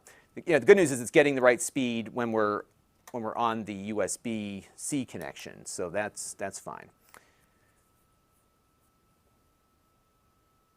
But yeah, I found, and also I found with the MacBook Air with the M1, it is so much better on everything, including external displays. It just behaves much better, partly because they're starting from scratch with, I think, a much better platform to play with here. Hey Jack, good to see you. Just followed me on his on the Amazon stream there. So if you're just tuning in, we are just I'm just kind of getting acquainted with a docking station here from Kensington. And I'll give you a view of it here. So what this does is it allows you to connect 3 Thunderbolt devices to a single port, but you get other stuff also. So right now we've got a USB-C output to a 1080p 60 display, 4K 60 display. I have a USB hard drive connected here and a Thunderbolt hard drive connected there. And then we've got, we got to test the card reader too, everybody. So let's do that real quick. And then on the front of this thing, you've got a card reader right down here, and this supports the UHS-2 standard. And I did a video on what these standards are all about because there are SD cards that have like an extra set of pins, like this one. This is a Sony Tough card, and I've been using these for a while now. They're pretty slick. These are like super rugged. That's why they call them tough. I think they're like waterproof and stuff. And they write and read faster than normal cards. But what's cool about these is that, so for example, the card reader on the dock supports the faster UHS-2 standard, which means it takes advantage of those pins. But these are backwards compatible. So when I plug this into my camera that's older, it writes at whatever speed it writes at, but then I can read things off faster because I have the UHS-2 card. So it's like the best of both worlds. You get something faster for reads when you get home, but your old equipment can still work with these newer cards. Very cool stuff. There was a request to look at the size of the power supply. As you can see, it is as big as the dock itself. I'll give you another view of it there. It's a 180 watt power supply. You get 90 watts of power delivery back to the laptop. And again, the unique part about this dock and why I'm interested in it is because so we looked at a Thunderbolt hub that has 3 Thunderbolt outputs on the back of it. This has those 3 outputs, but then you get more docking station-like functionality. So in addition to those 3 Thunderbolt outputs, which also work as USB-C outputs, you get 3 USB-A ports. You get a USB 2 port here on the front, and then you get the card reader and audio out as well. So let's pop the card in here. We're going to run a quick speed test on that, see how that does. And Hudson says that's yeah, the one thing with these docking stations is that the power supplies are big. And the reason is that it's got to provide, so this one will do 90 watts to the computer on its own. And then the Thunderbolt standard calls for every Thunderbolt port to deliver 15 watts of power to the device that's connected. So you've got 45 watts of power budget for that. And then you've got 3 USB ports that have to deliver a certain amount of wattage as well. So when you add up all the different components of the dock, you need a big power supply. And yeah, they're all pretty large and in charge. So let's load up our speed tester again here.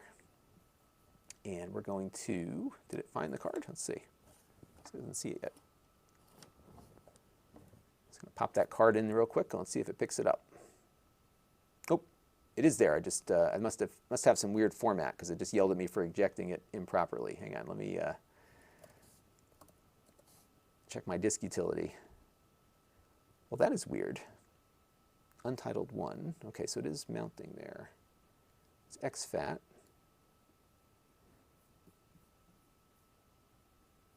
And the Mac just isn't mounting it properly. Let me check that real quick. Oh, it's not there yet, huh?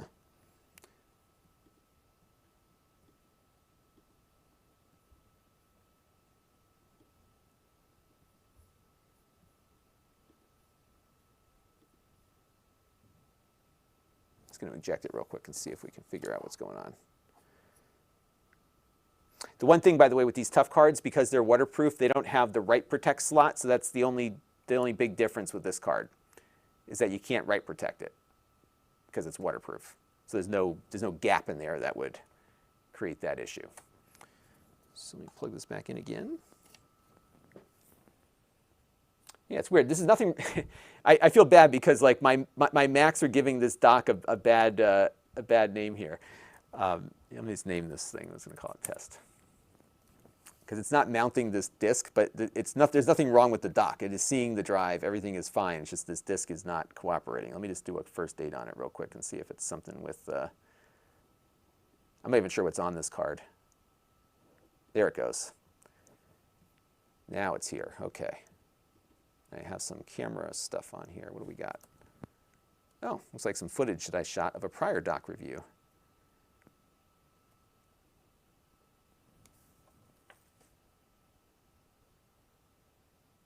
Okay, huh, that's funny. Okay, I just used this card recently. All right, so let us run a speed test to the card now. So we got that card in there. And again, these SD cards are not as quick as a hard drive would be. But let's see how it does.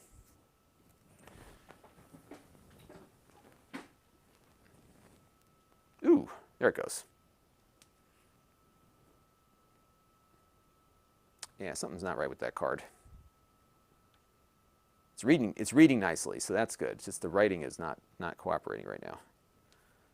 Oh, now it's getting back up. Okay.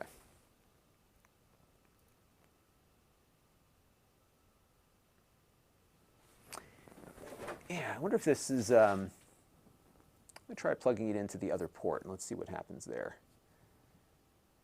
So let me go and eject everything.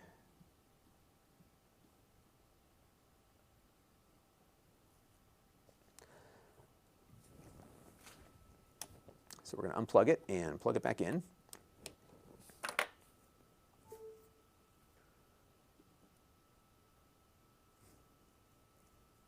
But you see how much faster that is? right? We just unplugged everything and plugged it back in. The other Mac was like, I don't know about that. This one is just, boom, it's done. So the M1s are just so much better. I mean, the M1 Macs are better in every way. And if you were looking for a new Mac and just were waiting for the big upgrade, this is, especially if you have like a MacBook Air, this is such a big upgrade from the prior edition. I can't even tell you how big of a difference it is. And I've got a few more of these UHS-2 cards that we can try out too, so maybe it's just the card. Yeah, it's going about 50 meg. Yeah, see, that doesn't seem right to me. It's reading just fine, so the reads are certainly in the ballpark. It's just the writing is a little flaky on this. All right, so let us, I'm going to pop this out, and I've got another one of these cards I'll try out real quick. See if that does any better with a different card. I've got like 2 of these tough cards, I think.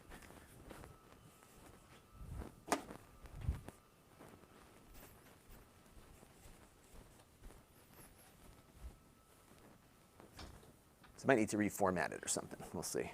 Okay, let's try a different card. So I've got a 32 gigabyte and a 64 gigabyte. And again, this one you can tell it's a UHS-2 because it has the extra pins. But again, I could plug this, I can plug this into my old camera, works fine.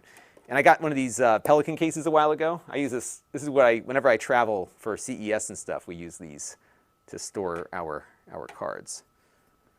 So let me plug this one in and see what we get on this one. And I only got 340 megs left on this one, so let me see what I can free up on it. So this looks like a bunch of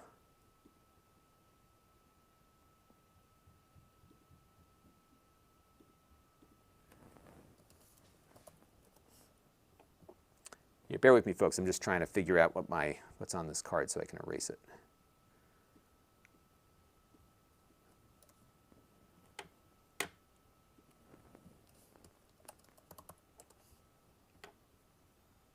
Now my disk utility is frozen up here. You know what? I'm going to reboot this Mac too and see if that improves things. We are early days with the Big Sur operating system, so that could be causing some trouble too. So bear with me, folks.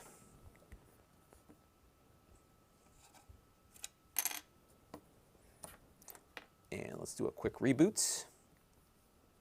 And now it's all frozen up.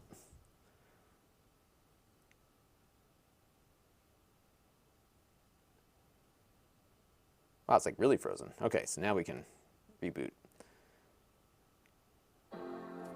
So we'll start from scratch here. We'll boot this thing up from scratch. But yeah, this is the MacBook Air with the M1. It has 2 Thunderbolt ports on it. And I don't think there are many laptops that are not Intel that have Thunderbolt. And Apple, of course, was one of the partners on the Thunderbolt protocol initially with Intel when they put it together. And let it reboot. It's taking a while to reboot. There it goes.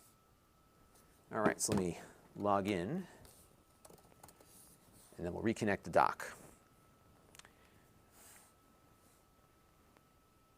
And I'll show you, too, just how quickly the M1 responds when you plug in this stuff. Okay, so now we've got the cable here. I'm just going to unplug all the drives so we don't have any more drives getting mounted. And we're just going to pop that in. Oops, whoa, I'll spill my coffee.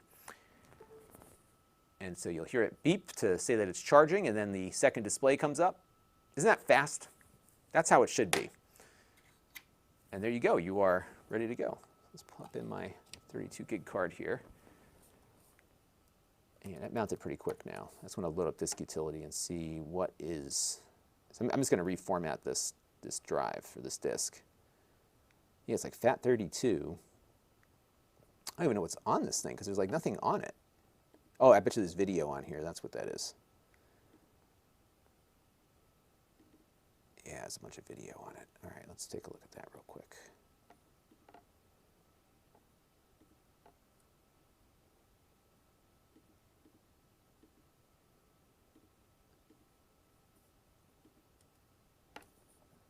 bunch of game footage that Jake had taken with it.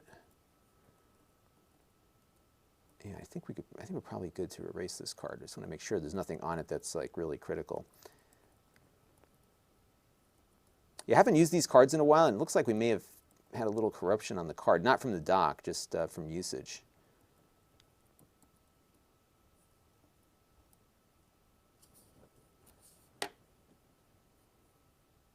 So yeah, I think we can erase this card.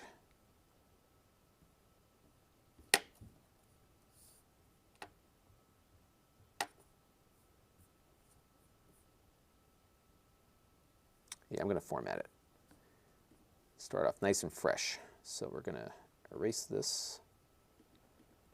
And I could do exFAT on this one, which I'll do.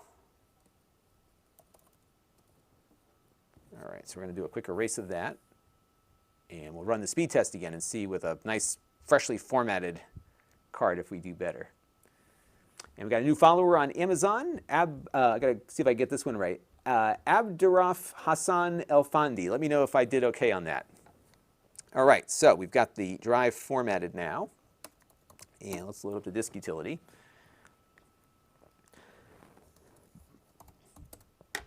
And we'll do our speed test again. So I'll select our new card here. And it could just be that the card reader does better reading than writing. Oh, there it goes. Now it's working like it's supposed to. Here, check it out. So this is that 32 gig SD card. Now again, this is UHS 2, and look at the write speeds we're getting on that. Whoops. Isn't that crazy? That's an SD card. And that's what the UHS 2 gets you if you have supported, supported hardware. That's like 2 gigabits per second right there. Isn't that crazy?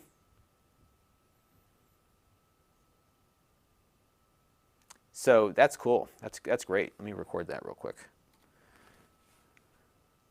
So yeah, that's a UHS 2 card on the MacBook M1 through the card reader that's built in.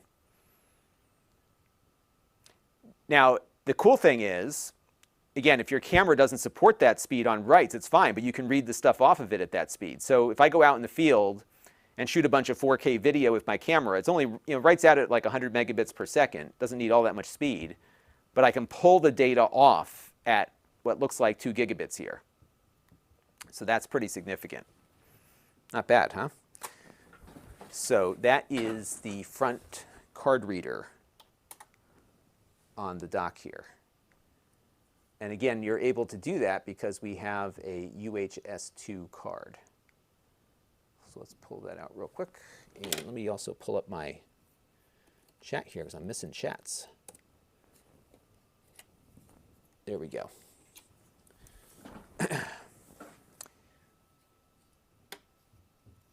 All right. So it looks like you all are enjoying the stream here as we figure this thing out. Yeah, that's what I like to do. Is I like to go through the motions with this stuff and figure out because what I encounter, and that's why I tend not to I don't like to get new stuff for my own usage all the time. I like to use things until they're done. And in the case of upgrading my computer, I typically upgrade when I need to, and then I do that. So in the case of my stuff, I tend to test these things on older equipment, which gives me a good idea as to what the user experience might be like. Oh,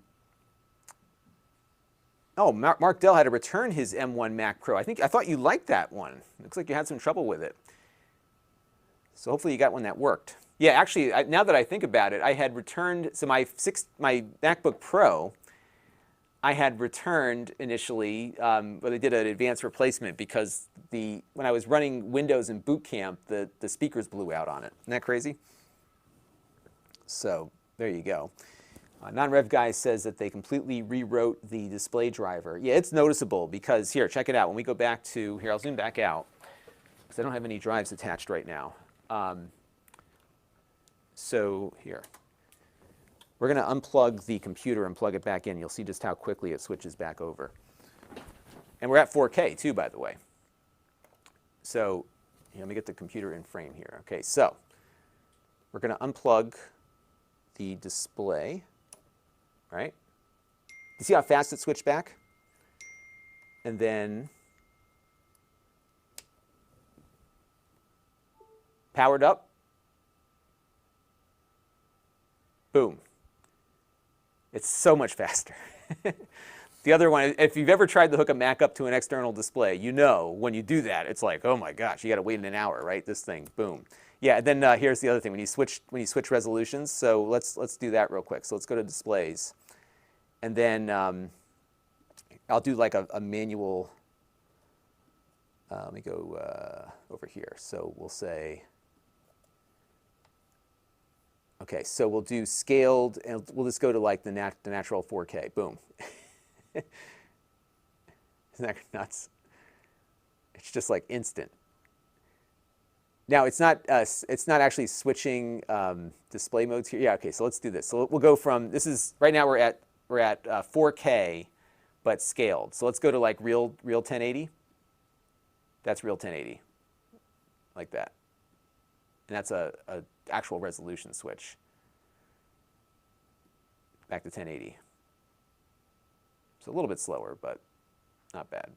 But what I found, though, it's just like when you go and do,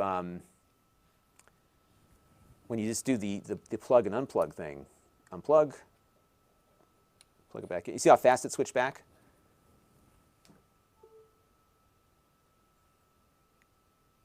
The display is the bottleneck now, and how fast the display can resync. So it's really good. Yeah, good stuff. So what I'm waiting on now, Mark Dell, is I am waiting on the new MacBook Pro. That's what I'm waiting on. That's going to be the big one for me.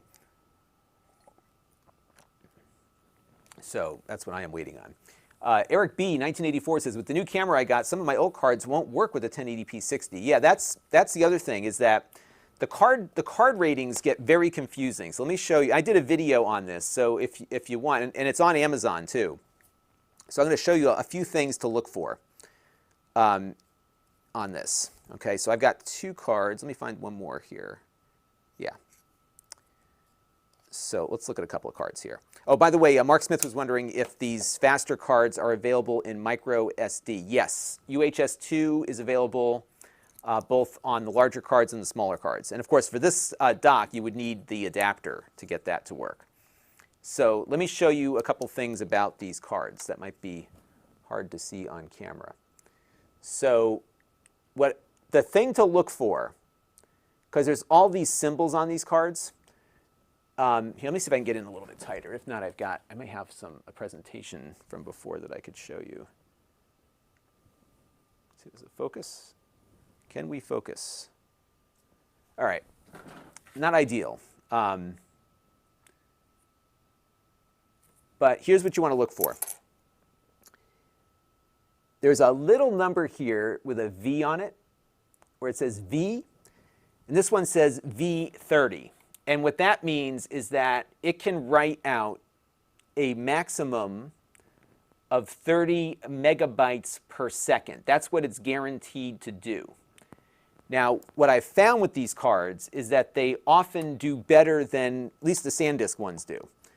The SanDisk cards tend to deliver more than they underpromise and overdeliver. So for example, this card is guaranteed only to do 30. Why is this thing so being so problematic here? It's guaranteed only to do, bear with me folks, I'm just trying to figure out, okay, so now I know what's going on with this. The Mac is being difficult. These cards are only guaranteed to do 30 megabytes per second, but it will write at, this one writes at 75 or 80. This is actually a good card reader in this dock. Oops, let's get it back on. So this is the SanDisk Extreme V30, and it's not as good as that tough card we had, but it's doing much better than it promises or says it can do. So the V rating on these cards is what it's guaranteed to do all the time.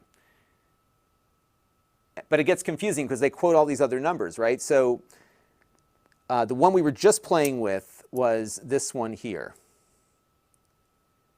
And it's a V90, and as you saw, it was doing about 200 megabytes per second writes. But the marketing people said, oh, it does 299. It doesn't. It does 200, which is great, but it's not doing 300, right? Maybe it's the limitation of the card reader. I don't know. But what you want to look for to figure out if your camera is going to work with it is the V rating. And unfortunately, in the SD card industry, again, the V rating on this, so this one's a V60 and this one's a V90. So let's try the V60 card here. That was a V30. But what I found is that, like SanDisk and others, there's reputable SD card manufacturers and there's some that are not so reputable. I have found, through my personal experience, that when you're looking at like SanDisk or Sony or some of the major brands, they work, right? You buy a cheaper brand, you don't know, or it might be closer to that lower number, right? So this one is V60, okay? V60. It says it'll do 150 megabytes per second writes. So let's pop that in. There we go. Okay, that's the one did we just do that one? No. Let's see, test. Oh, it is the one we just did, I think. No, it isn't. Okay, so put that one in there. Oh, that's the one we tested earlier. Okay, so let's go and see if now that we've flipped things around, if it's happier now. All right, so open that up. Yeah, this card, for whatever reason, this card is not behaving inside of this card reader, and I think there's something wrong with the file system on the card. I'm going to rejigger it because it's not writing very efficiently right now. And do I have anything else on it? No. So I'm going to format this card real quick, and we'll see how it does. What I typically do, my other piece of advice, is I format the cards in the camera that I'm using them on, because that has often been more reliable. Let's check and make sure I don't have anything I need on these. Yeah, we're good. Yeah, it's all footage I've copied and downloaded, so let's erase that. So I usually format the card on the camera that I'm shooting with, and that way I know that the camera is going to be happy with it because it formatted it versus getting a format from someplace else. So now I've just reformatted this card. This card is just not, there's something wrong with this card because it should be doing much better than what it's getting here. But this is a V60 card. So, okay, now it's, yeah, see that? Something, I think its controller is reallocating cells on the card. There might have been some bad cells it was encountering. But now we're getting better performance. So on this card, V60, we're getting about 135 or so megabytes per second on writes. So it's exceeding its spec. But there's no enforcement of these specs, which is why I go with the name brand cards, because I know they're going to be honest about it. Promise D asks a question on Amazon. The dock I'm currently using is making my second screen resolution low. Will this dock have... See, this is a tough question because I don't know what dock you're using currently. So Promise, if you can let me know what dock you have now. Because generally these docks do pass through. So if it's a problem with your computer, it's not going to resolve itself with a new dock. Because these just pass the video right through. But there you go. So this one writes slower, but it's still better than what they're saying it's doing. Yeah, Mark Dell is absolutely right about this one, about the Mac. I want the 12-inch MacBook to come back. I like my Air, but I really love the little 12-inch MacBook. I want something small. So there you go. And there's been some rumors that the new MacBook will have an SD card reader built into it. We could test that when it comes out, third quarter. I'm waiting. Jolt Dude uses the SD card formatter from the SD Card Association. That's another good one to run, absolutely. And for me, like, I just like to be safe about it. So, like, because I have these older cameras now, like the camera that I take on remote shoots is probably 6-7 years old. I bought it for the first CES trip I took. It's a great Sony camera. And what's nice about it is that when I bought it, it was only 1080p, but then they had a firmware upgrade and it became 4K. It was great. So it's been working wonderfully. So there you can see a little bit on the SD card stuff, but it's good. It's working nice. So good card reader on that thing. So I think what I'll do in the review is we'll use my fastest card in the repertoire here. I have one other one. So let's see what I have. So I have one other one of these faster cards. Okay, so if you have a 2011 MacBook Pro, this dock is not going to work for you. This is from Eric B. in the, oh, I thought that was Promise responding. 2011 13-inch MacBook Pro. Love the size of it, but it's getting old. It is perfect for taking on trips with the 3rd Gen i5. Yeah, so Eric, I would say if you have the money, the MacBook Air with the M1 is going to change your life. It is so fast. The battery life is better. Like when you go from that machine to this one, night and day. And I would say that I'd love to hear Mark Dell's perspective because I have yet to find the thermal limit on my MacBook Air. I've been using this almost entirely as my daily driver. I'm editing all the videos for the channel on it. It is just cranking stuff out. Mark in the Amazon chat says, I own the Pro. I can't say that there's a great reason to get the Pro over the Air right now. Yeah, and actually the Air that I have, I equipped this with 16 gigs of RAM. I got the 8-core GPU, and it's hauling. It's doing great. So I've been really happy with it. So yeah, it's good stuff. Okay, so it's Eric's Variety Channel in the Amazon thing. He's loving the Alienware, but it's a monster to tote around. Took it to Georgia earlier this year, and it's heavy. It's heavy and it's loud, definitely. That's the thing. The gaming laptops tend to be big. What I replaced the Alienware with was that Lenovo Legion Y740, which is now the Legion 7, and that's a great compromise machine. It's powerful, but it's not as bulky.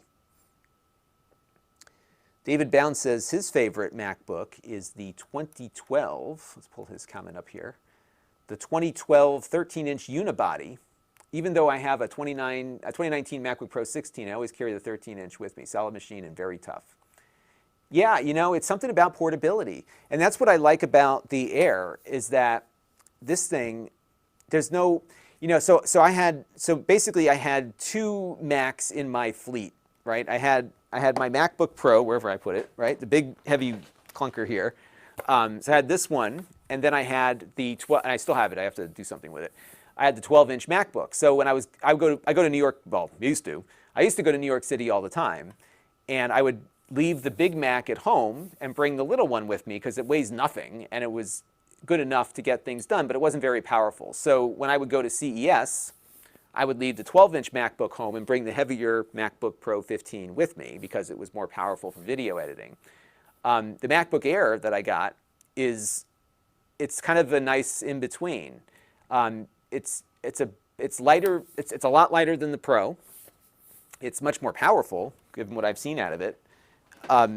Battery life is on par, but it's much more efficient. So I've been very, very happy with the Pro. Now I got the this is, if I had a unicycle, I would do it, but I don't, and I can't juggle. So the super chat would have to cover the replacement of all the MacBooks that we have.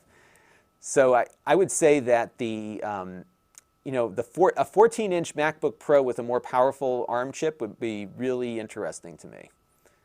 So we'll have to see what happens there. Non-Rev Guy says that the Marco Arment switched from the M1 Air to the iMac Pro. Switch 2. Yeah. Well, you know what's funny is I was thinking about it because I have an iMac.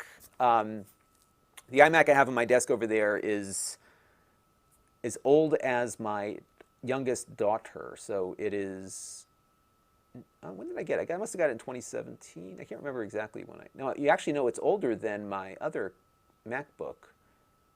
So yeah, I think I have like a 5 or 6 year old iMac 5K, and it feels sluggish now compared to this one. It was like close to my MacBook Pro, you know what I mean? Like it wasn't that big of a difference, but this thing is faster. So my thought is when the new MacBook Pro comes out, I'm going to get that and then, donate or whatever my iMac away and then get another 4K display and use the Pro as a desktop and as a portable. Because I can start consolidating. I just have too many computers all over the place. I got computers coming out of my ears right now. I mean, they're all over the place. Most of them are mine that I've bought over the years. So I've used them all. It's not like I'm just wasting away, but now I've got too many. So, and especially given that, you know, there was different purposes. I had bought the iMac because I wanted something powerful on my desk. And when I got it, it was before the MacBook Pro that I have was available. But I'm at the point now where I'm going to buy I'm done with the iMac. Part of the problem with the iMac is that you can't fix it. Something goes. Again, I guess you can't fix the MacBooks either, but you know, it's just big. So when I have a problem with the laptop Apple, I call up Apple, they send me a box, I send it back to them, they fix it, they send it back to me.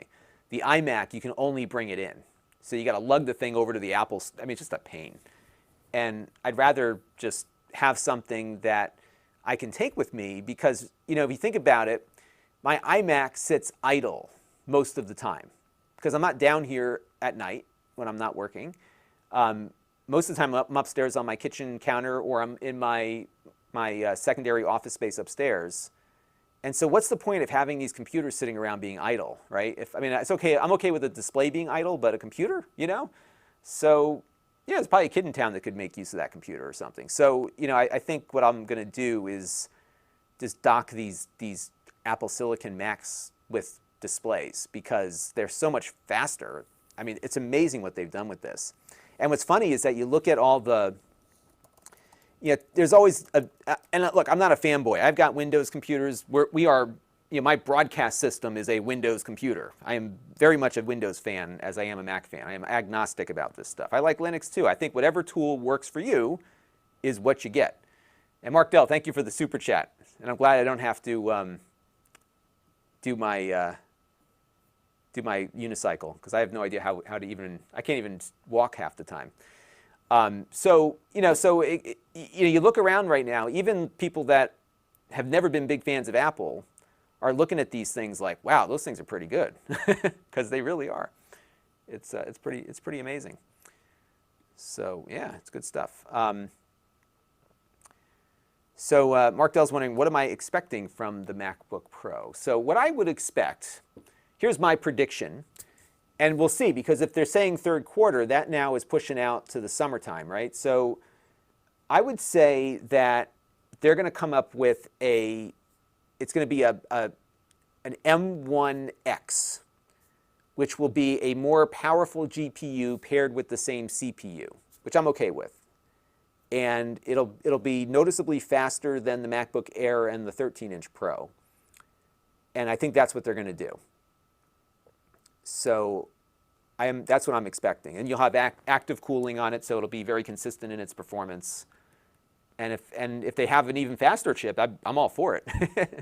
Because really, it's just a matter of piling on cores at this point. So they could just, you know, call it the M2 or whatever.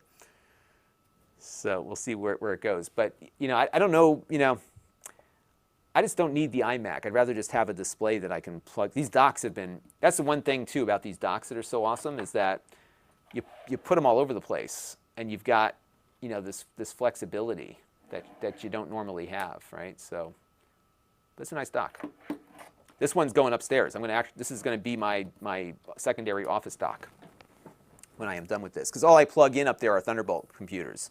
And then my gaming computer's up there, but that's hooked up to a separate thing. And I have a USB KVM for that. Mark in the Amazon chat, the 51M is a huge chunk. That's it's a 17-inch and it runs a desktop CPU. I'd recommend it for anyone who wants. This must be the Alienware 51M.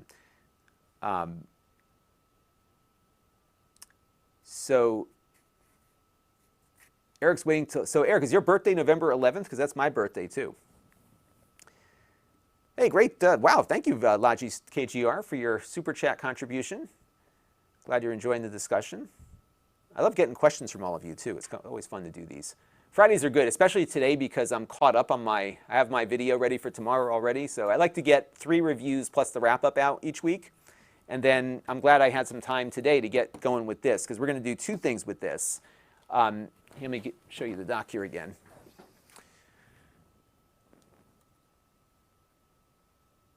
Let me zoom out a little bit.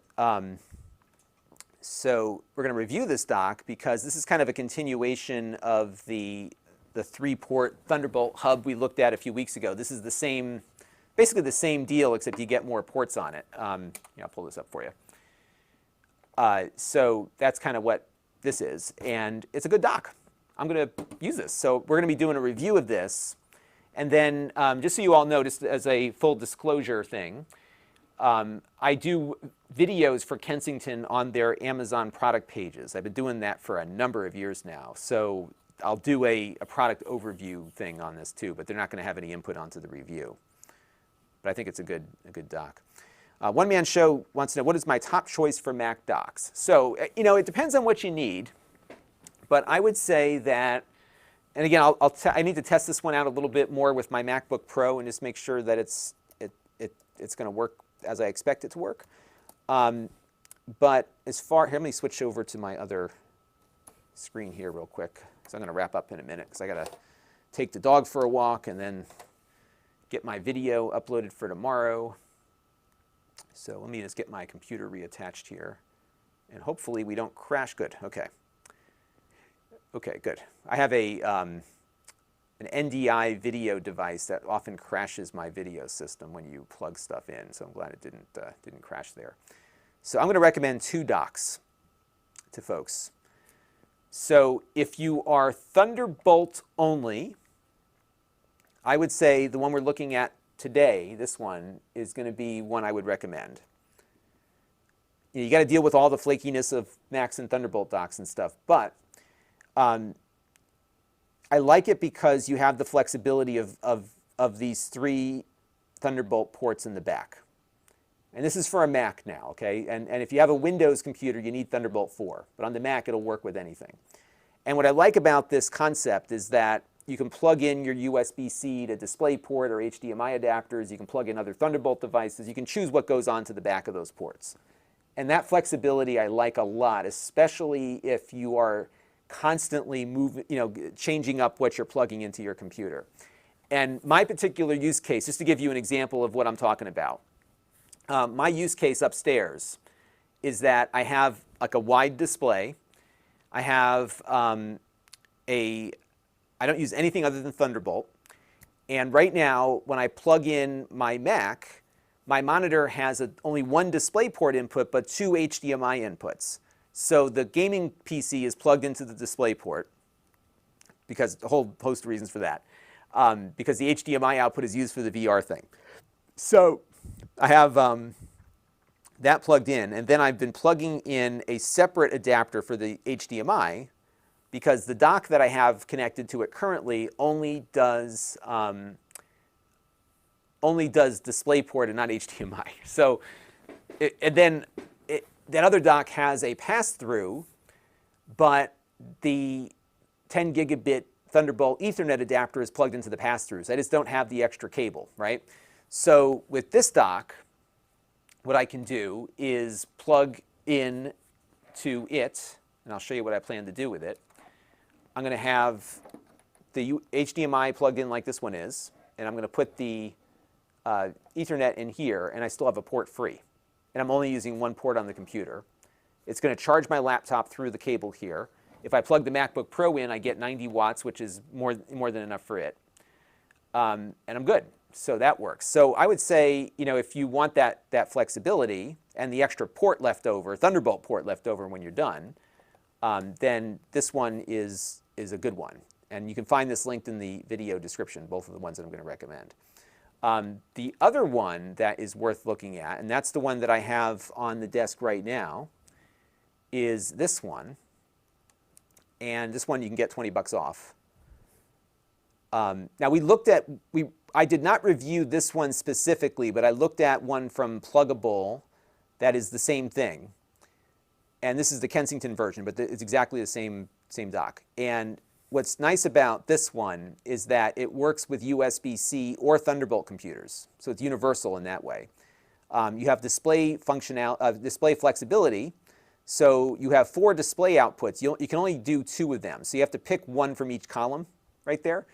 You get gigabit Ethernet, you get 5 USB ports on it, you've got more stuff on the front. You got 2 card readers on this one, the SD card and the micro SD, and this is also UHS-2. You have a USB 3 Gen 2 port, all sorts of good stuff, but it doesn't have a Thunderbolt pass-through. So that's the only difference here between the two. But again, it works with USB-C and it works with Thunderbolt. So that is the one I would recommend if you want the most amount of ports. And what's nice is that, you know, whatever display you have, you'll be able to work with it. And the only reason why I'm not using this one upstairs right now is because it doesn't have the Thunderbolt pass-through for my 10 gigabit Ethernet adapter. But this is the one I use on the desk here. So this very dock is what is outputting the video right now, from the Mac here at least, that you're seeing on screen. And it's a great dock. And what's nice is that when I come downstairs with my Mac here, I just plug a single cable in and it hooks up. And I'll show you, I got that clamp on it. I think I can show it to you. Let me just tilt down here. So, sorry for the mess. It is a mess. I admit that freely. So, let's get it focused. Can I focus in? I got to clean up a little bit. So, I have the dock here mounted to the side of the desk. So, all my ports are right here. I can just plug in my USB. I've got my gigabit Ethernet here going to the Mac. I have HDMI going out to the video capture. I still have another port I could use. The M1 Macs, though, only support a single display output at the moment. So you'd have to plug in another Thunderbolt display adapter typically. But this cable is enough to power it. The dock does 100 watts of power. So you've got enough power out of it. This one that we're looking at today does 90 watts. So this one's good for a larger machine also. So yeah, it's good. It's good. It works. So I am pretty happy with it. All right. Let's see what else you guys have to say. And I'm going to... Yes, thank you, Mark Dell. I have all of my dock reviews linked here. I've looked at a lot of them. A lot. And they all tend to work, you know? So Mark's got a question about the dock. I bought an Anchor device that was $60 and had micro SD and an HDMI out USB 100-watt charging. What makes something like this so much better for $250 more? So likely that Anchor device you bought was probably just USB-C. So this is Thunderbolt, so you would get more speed out of the devices here. And that is the big difference there. So the Thunderbolt docks will give you Thunderbolt speed. And they actually have smaller Thunderbolt docks in that form factor too. So I would say that's pretty much the big difference is the Thunderbolt versus non-Thunderbolt. And they go through a different certification process and all that. And again, if you're hooking up Thunderbolt drives and everything, then it's a big deal. Nicole Miller says, is that a Performa and an LC back there? No, as a matter of fact, this is a SE30.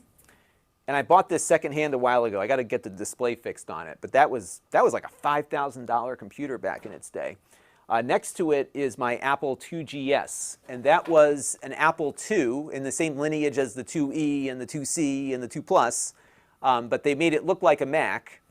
And it had a little bit more horsepower. It was a 16-bit 2 megahertz computer. And it's a great machine. Actually, we're going to get that thing running again. I got an extra power supply for it. Nicole had a G3 back in the day with a zip drive. I had one of the G4s, and I had a zip drive on mine too. I still have zip disks in my back room over there. I used to use, I had a zip drive on my PC in college. So I had I think I showed some folks a picture of my college laptop. So we did that stream with the college laptop the other day. That's coming back, by the way, because my new video scaler's coming. We're going to hook it up to that. But I got a laptop, and then back in my dorm room, I had a zip drive on my PC, and I used to store my music collection because I was making my own MP3s way back then. This was 1998. And so I had a zip drive loaded up with music, and I would stream music from my dorm room to my office, my student government office. I was the student president my senior year. I had my own office, so it was kind of fun to just play around with that over the campus network. Mark says, I remember the iPac 5550, and I had a GPS jacket. Yes, that was a cool device too. I've got one right back there. It's kind of hidden behind the little mini arcades. I forgot which model number it was. This was the first one. And you know what's neat about that Pocket PC? I haven't booted it up in years. I don't even know if the batteries are still good in it. But it was neat because it had a reflective display. So when we were out in sunlight, it looked great. It was kind of like the Game Boy display. It was reflective. And it was also backlit or side lit. So you could use it in the dark. It didn't look as good. Or you could use it under direct sunlight or a lamp or something. So it was good. Mark Smith says, the one thing I ask about docks is, what is the most stuff you can plug in and get it to work properly? And you know, and what's interesting about these things is that they're always, it's going to vary based on what your needs are. So as I said, I think for me, this is a great dock because I want the flexibility of having 3 Thunderbolt ports that I can plug anything into. So that works great. I can plug in we need to do that. Let's do that real quick before I forget. So what we're going to do right now, for example, is we are going to grab the MacBook Pro again, and we're going to plug in an external GPU to this, right? So I've got to make some room here on the desk. I need to get a bigger desk. What I need to do is hire somebody to like redesign my set. I don't even know where to start looking for that. I have a friend that I know that does this stuff. I still want to spend like $50,000 and have this thing look like some fancy, like I like the folksy look that I have in here. I don't want to change that. So I gotta find somebody to help me with this. Okay, so what we're going to do here, let me position everything properly. So I'm going to get the dock situated here. And we're going to, this is kind of a fun experiment here. So we're going to get this thing going. So let's get the dock connected. Back to our problematic MacBook Pro. Now what I'm not going to do this time is output the display through this. And this is exactly what I'm talking about here. So right now the dock is connected, but we've got nothing hooked up except the network right now. Let me just make sure that that's been detected here on the Mac. Bear with me for a second here.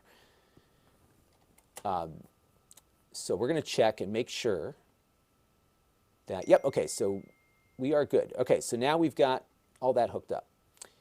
And what I'm going to do real quick here is I'm going to load up my vMix desktop capture so I can grab some footage here of this. And I just have to give it some permissions here.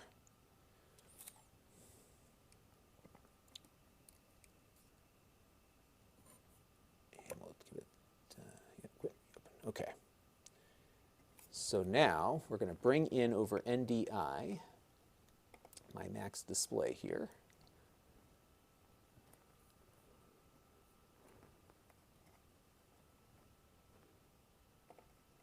All right, so I'm going to get that going. Okay, boom, okay, we're good. So now,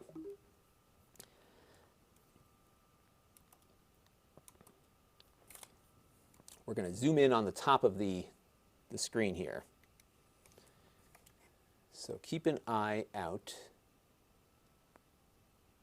for the top part here, up here, okay?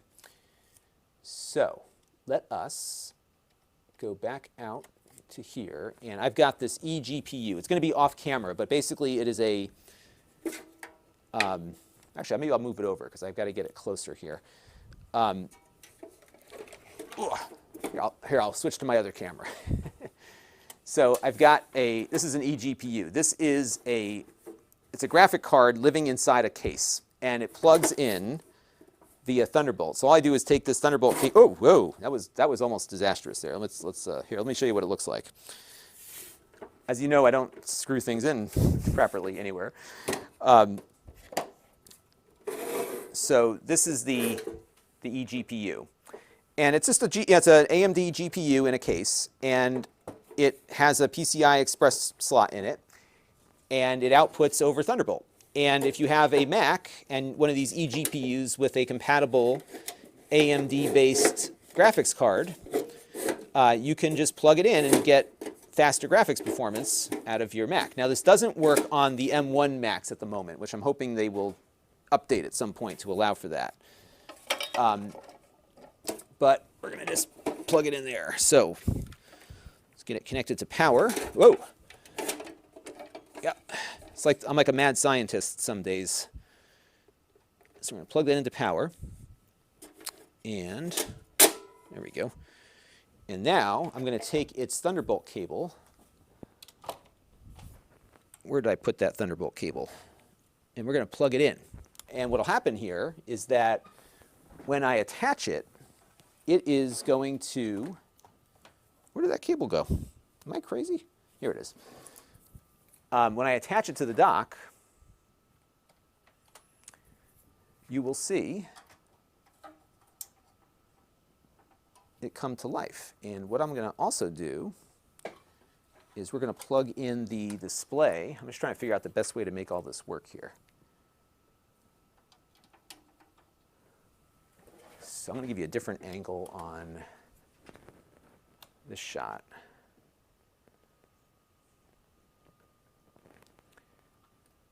So right now it's not hooked up yet, but it will be.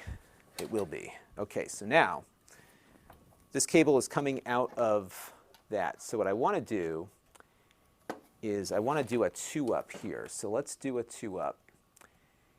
And bear with me, folks.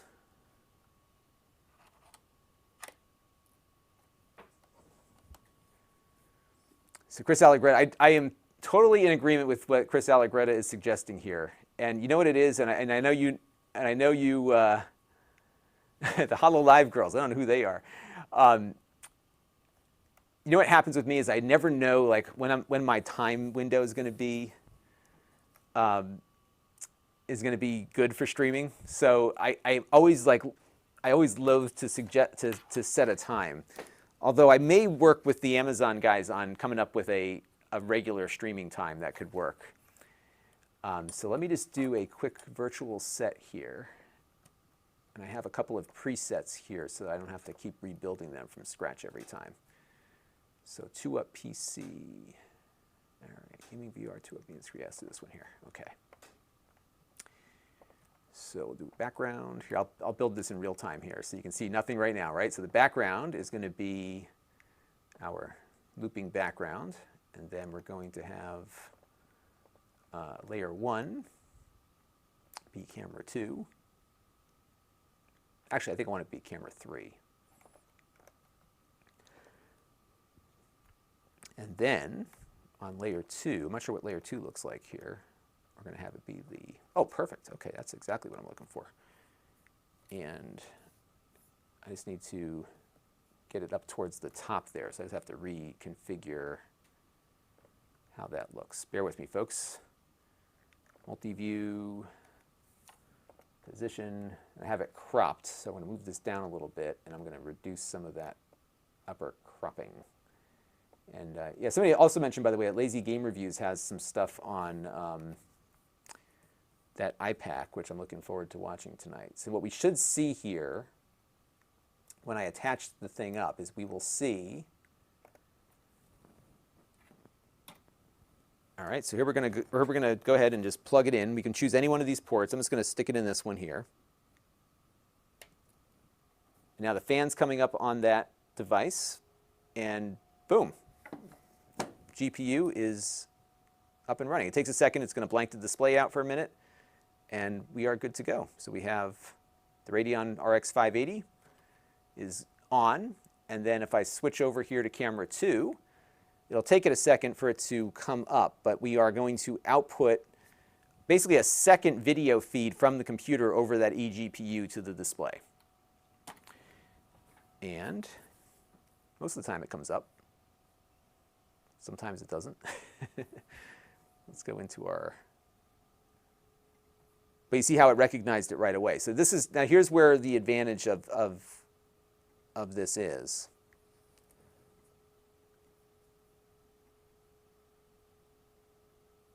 There it goes. Okay.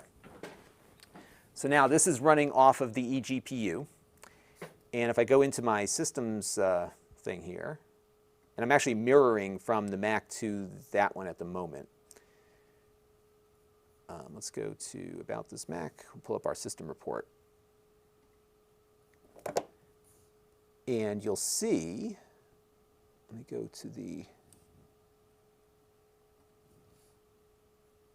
so now we've got another display that's active.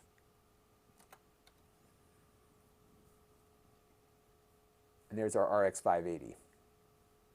All good, right? Boom, just running on its own. So now what I can do with this is, you know, Final Cut gets accelerated now. Like everything gets better when you have one of these things going. And the other thing we could do is, let's say I want to plug in a drive, right? Same port. So let's go overhead. And I'm going to just cycle my NDI thing so that we get a better image back out. And let's make sure that reconfigures itself. There we go. Perfect. Okay, so now, why don't we pull up Disk Utility so we can see it like show up right away.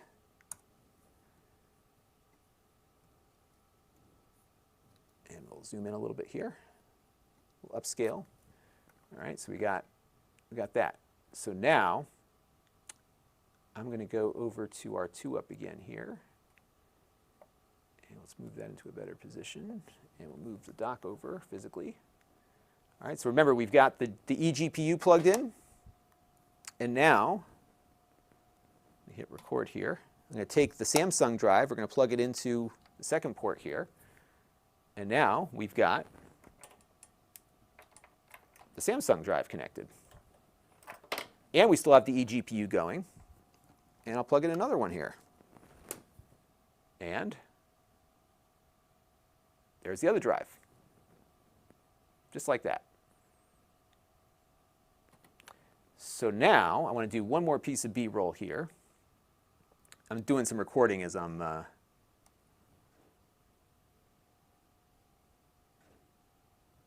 doing this here. Oh, Mark Dell, yes. So tomorrow at some point, just set your notifications, because this depends on where my wife and children are and what they want from me. So if I have time, it's going to be Saturday or Sunday. I got one of those magazines from the Internet or the Video Game History Foundation. They're doing this magazine thing. Let me show you. So they have like a huge archive of old gaming magazines, and you can find it in their shop here. Yeah, so here, it's a fundraiser. And so what they do is they send you a magazine every month, and you don't know what you're going to get, but you can specify whether or not you want a 80s and 90s or 2000s. I did 80s and 90s, of course. And it comes in a black envelope, so you have no idea. So I have it. I got it like a week ago. I don't even know what's in it. So we're gonna open it up and see what's in there. It's gonna be kind of fun. And it's a good cause. They're a nonprofit. They are preserving video game history, and you know, it's an art form that I care about.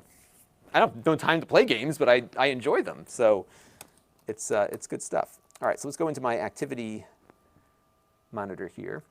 Edman wants to know, will this external graphics setup work on a Windows PC? Yes, provided it's Thunderbolt 4, it should work the same way. Absolutely, but not on a Thunderbolt 3. In fact, this dock will not work on a Thunderbolt 3 equipped computer.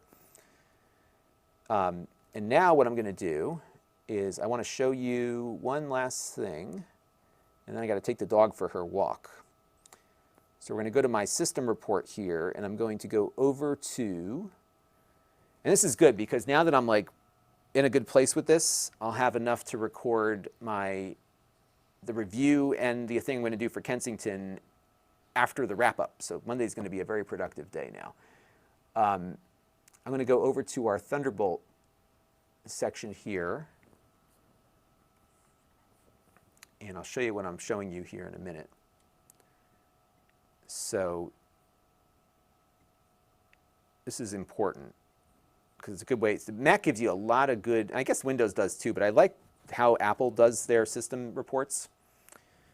So let me close in on this a little bit better here. So here we've got on Thunderbolt bus 1, we've got the docking station, and you can see that it's got the Akidio node and the SSD attached. And the reason why you don't see the USB drive there is because it is connecting through the USB bus.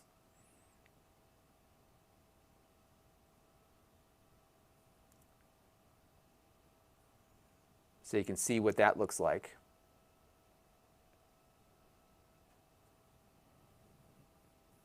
And if we go to the node, the Akidio node, it'll tell you what it's doing there. And if we go to USB, we have to find where it is on the bus. There it is. And that's the SanDisk drive that we attached. And I totally forgot to record all the B-roll, so let's start that again here.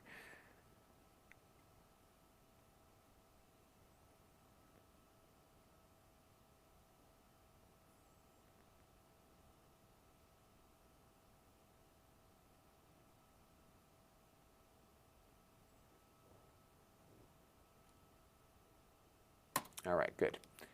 And then on the USB, and you can see here, this is where it's sharing all of the stuff. So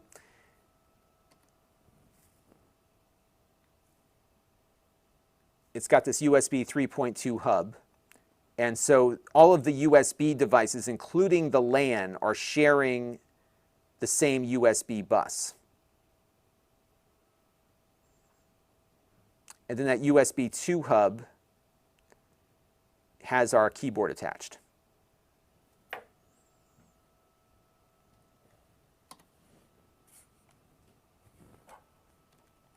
So there you go.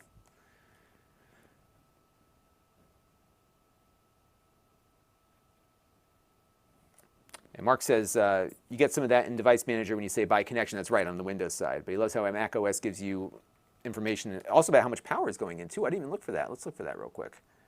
Thunderbolt, do we get power on that? Let's see.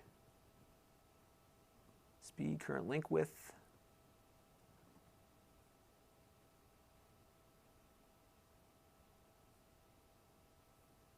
Oh, power. Let's see.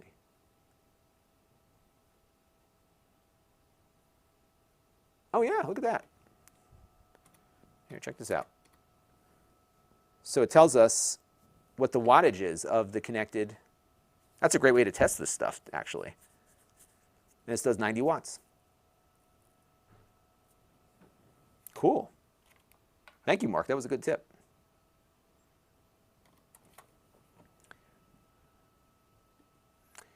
So Chris Allegretta has got a good point also. Yeah, because like back in the old days, right, you'd buy the dock specific for your laptop. And I can show you, because my 20-year-old laptop that we're going to be revisiting soon, let me find an image of it here, had this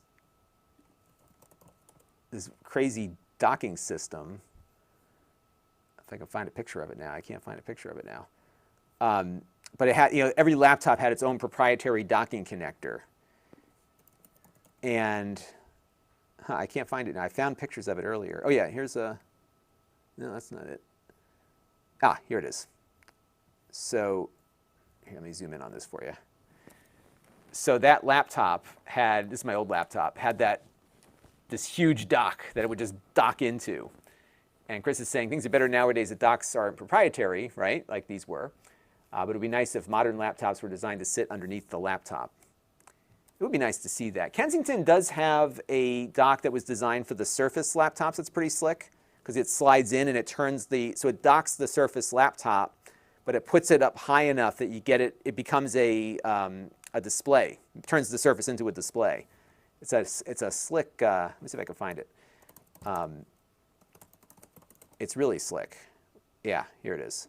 It's called the SD5700, and it uses the connector. So that's a neat concept, right? But it's only, obviously it's proprietary to just the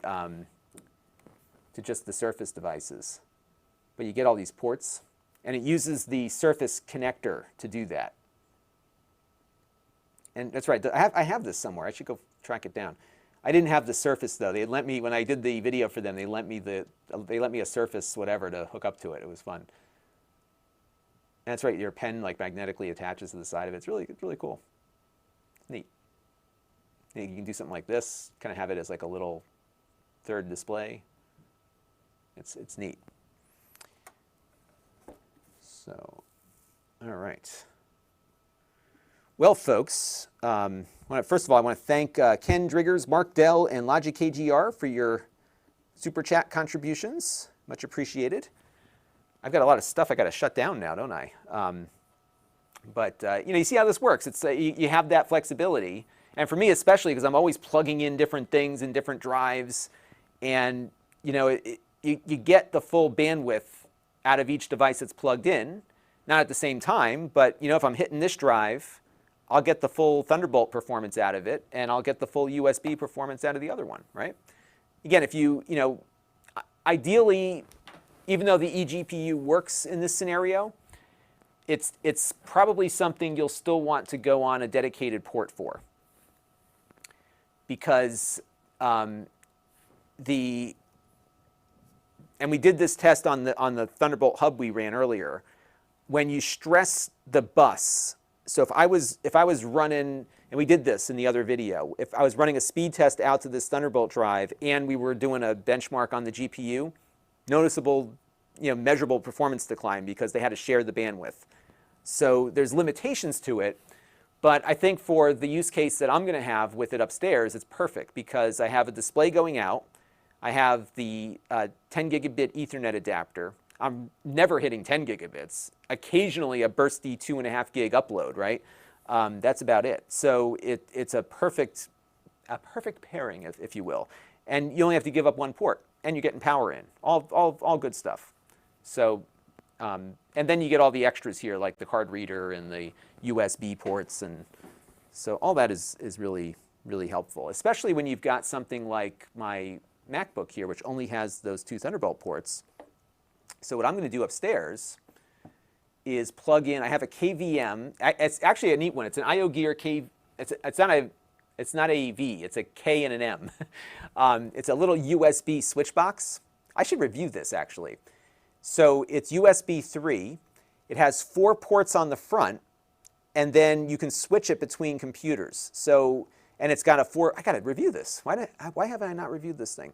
So for example, upstairs, I have 3 things that I connect up there. I've got my gaming machine, my gaming computer. I have my Mac when it's plugged into the dock. And then I have my Mister, which we use when I'm playing with old computer stuff on the Mister, I plug it into that. So I can just select the position of the... Oh, thank you, Chris Allegretta, for your super chat. Never gets the notifications from YouTube either. Huh. Nobody's getting notified today of anything. So let me pull this up real quick. I have to go review it now because I've been running out of things to review this week, so I need to do that. USB switch. And I will find the one that I have. Is it this one? It is this one. Yeah. Yep. No, that's my old one. I had a different one. Hang on. Let me see if I can find the... Because it's a 4-port, 4-way. Let me see if I can find it real quick.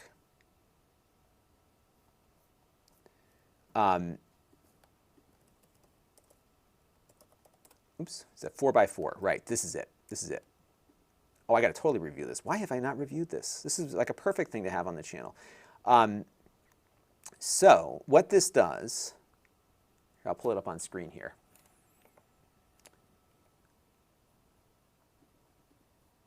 What this does is you plug in up to 4 USB devices in the front, and it supports USB 3. And then out the back, this is the 2x2 one. I bought the 4x4. So it's $70. And then out the back, you plug in your computer. So I have position 1 is the gaming machine, position 2 is the Mac, the Mister goes in 3, and I'm not using the 4th one at the moment. And then plugged into that, I have a keyboard, a mouse, and a webcam. So I can use the webcam on the gaming PC or on the Mac, and it just boop, pops up. So plug that into this, right? And I can just switch on, boom. So I need to add that. I have to review this. I've had it for a long time. You know what happened was I got so busy with stuff that it just kind of fell by the wayside, and I totally have to review this thing because it's got a high rating, and it is seamless in how it works. Never had a problem with it. So the 2x2 is the same thing. It's just that it only does 2 different machines, and I wanted the 4x4. So it's 4 in, and you can switch between 4 different computers. That thing is really, really useful. Eric says, I love how they show a Dell Dimension, like, yeah, it doesn't do USB 3. I know. It's kind of funny. It's good stuff. Yeah, so where's, and usually whenever we say the word Mr., Smoke Monster appears. So we'll see if he pops in. Whenever we say Mr., Smoke Monster pops up here, but I got to run in a second because the sun is setting. I got to take the dog for the walk. My daughter is home. I want to check in on how her school day went. She loves school. I'm so happy that she loves school. She's in 2nd grade. And 2nd grade was when I started to not like school as much. So I'm glad that she's still doing it. Amazon customer wants to know, is this live? It sure is live. It absolutely is live. Whenever you see me like this on Amazon, I am live in person. Lon Dog. Hey, Lon Dog. How you doing? So he says, this is a USB switch that acts like a KVM. Yes. So it's not doing video. So it's more like a KM. So it doesn't do video, but it does USB. And I found it to be really useful, especially because my display has a bunch of inputs anyhow. They do sell some, though, with like USB-C, and they do you can switch the monitor in addition to the data. But for my purposes, that one works great. So, yeah. There we go. Lon's dog asking for a walk. Yeah, she's going to start terrorizing the children, and then I know it's bad news. So that's why my dog, she knows how to get the rest of the family unhappy, so that I have to go and take her for a walk. So that's how that works. All right. Well, everybody, I've got like a whole bunch of stuff to shut down now. I don't even know where to start shutting things down. But this all worked, so that was good. And yeah, it's good dock. I'm happy with it. So we're going to do a review of this and talk about what you can do with something like this thing. And I'll talk about my use case, and we'll have some footage from this thing come into that. Mark says, hold up the newspaper. Yeah, you can hold up the newspaper to verify proof of life, as they say. So yeah, it's going to be good stuff. And Chris Allegretta says, I'm experiencing the Lonception. Yes, for sure. So great. So I want to thank Chris Allegretta, Logic KGR, Mark Dell, and Ken Driggers II for your super chats. I appreciate that, everybody. And hopes I'm still recording here. So I will be back hopefully tomorrow. So set your notifications. If you are on, if you haven't yet, I would love for you to go over to Amazon right now and follow me there, because I'm trying to build my following up. I'm not sure how many followers I have at the moment. Let me see. I think I have, how many followers do I have? I have 1,627. So I'd like to get to like 2,000. So if you follow me there, their notifications, although they're not working as well today, generally their notifications work better than YouTube's. And occasionally, like we did when we mounted the dock on my desk, that was an Amazon-only one, because sometimes it's faster for me to get Amazon chat going. So check that out. And Mark Dell, appreciated hanging out. Yeah, Fridays are always pretty good for me. If I get all of my stuff done like I did this week, I usually love doing a Friday afternoon stream, because it's really good. And the dog has me well trained. Absolutely, she does. And there you go. Right, click on that link and you can head right in. Sally is following. Thank you, Sally, for following on the Amazon there. And I get notified now in the app when people follow me on Amazon. So it's good stuff. And every once in a while, like I do something on their front page, so it's good. I really enjoy doing that thing. And yeah, hit those thumbs up on the YouTube side. So good stuff. All right. Well, my dad is calling me now, so I got to call him back. All right. We got Scott E. Watson, Sally, and John Beretta just started following. Great. William is wondering, how do you follow in the Amazon chat? So if you hover up to the let me go onto my thing here. And this is on desktop now, but if you hover over the following thing here, see this right here? You have to like kind of get the mouse over the video. And then if you click follow, that will initiate the follow. And that'll get it going. Ooh, isn't that's an inception right there too. So that'll get that going. Oh, and one other thing, I don't know if you all follow me on Twitter or not, but my brother lives in northern Vermont. Lon Dog, thank you for the follow too on Amazon. My brother lives up in northern Vermont, and he has a maple sugaring business there. And he called me yesterday because he was having trouble with his phone. He couldn't get all the photos on his phone to back up to Google Photos because he has this horrible DSL connection. Thank you for the follow, Amazon customer. He has this horrible DSL connection up there. So he's on the phone with me, and we're trying to troubleshoot how we can get his phone to index his photos faster because he hasn't been able to offload them to the cloud. He's got like 1 megabit upstream, if that. So you thought my connection was bad before. So I had him on the phone. I said, hey, hang on a second. And we went on the Starlink website. This is the SpaceX satellite internet service. And we typed in his address, and then it gives you an overhead view. You put where you are, like right on the map. So I've got his property all, centered on there. And I hit the button, and what do you know? He could get Starlink. And we ordered the satellite system. He's like ready to go. So what I'm probably going to do when he gets it, like when he gets the box in, he's like, he doesn't want to touch it. He wants me to come up and set it up for him. So I'm gonna go up to Vermont, and I've been dying to get up there because he built a new apartment and everything. So I'm gonna go find a small aircraft I can acquisition and fly up to his place because it's like a 6-hour drive, 5.5-hour drive. I got a little airport near me. I could just fly up on a little plane or something. So we're gonna go up to Vermont. And we're going to hook up Starlink, and we'll do a video getting it set up. And I think you all will like it because he's got this awesome maple sugaring business and stuff. So it's going to be a fun way to go. So that's going to be cool. So Starlink is coming up, and we just have to make sure he can get it. I mean, we ordered it, we paid the money, so he's got a dish coming. The other thing I learned about Starlink, and this is going to be useful for here, is that the service is month to month, so you don't have a commitment. So I'm probably going to get it when it's available here just as a backup connection.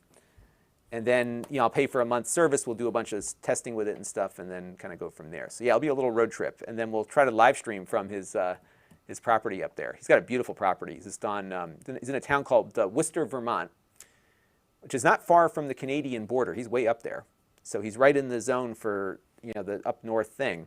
And incidentally, I think one of the data centers that Starlink is using is actually here in my state of Connecticut in Litchfield. So it's pretty fun there. Chris A., thank you for the follow. And Chris says that his significant other calls him Amazon customer. That's what we call ourselves here in this house too. We buy a lot of stuff on Amazon. All right. Well, everybody, I appreciate you hanging out with me this afternoon. LC, thank you for the follow on Amazon. Good, we're up in the number. That's what we're trying to do on Amazon. So I appreciate everybody tuning in and following on Amazon and following here on YouTube. I'll continually do the dual stream here. So we'll do that. Lon Dog says parasailing is an inexpensive way to get up there. Yeah, I might try that too. See which way the wind is blowing though. I could end up in the Atlantic Ocean or in Florida. So either way. Tristan Mitchell, thank you for the follow. Appreciate it. So yeah, we're good shape. And in case you're wondering where I'm seeing these follows, that's on Amazon. I see them in the app when they start following me there. So yeah, so go ahead and follow me on Amazon. Generally, again, I do simulcasting, but if I'm like in the middle of something, I sometimes just pop on Amazon because I can. It's a lot faster. So there you go. All right, everybody. Thank you all for tuning in. I'm going to go take the dog for a walk and catch up with the family, and we'll have a review of the doc coming up next week. So be on the lookout for that. All right. Have a good evening, everybody. Thank you for the follow, Jim. And Mark says a trebuchet and a parasail could work too. There you go. People would tune in for that. Absolutely. All right. Thank you all for tuning in, and I will catch you later. Bye-bye.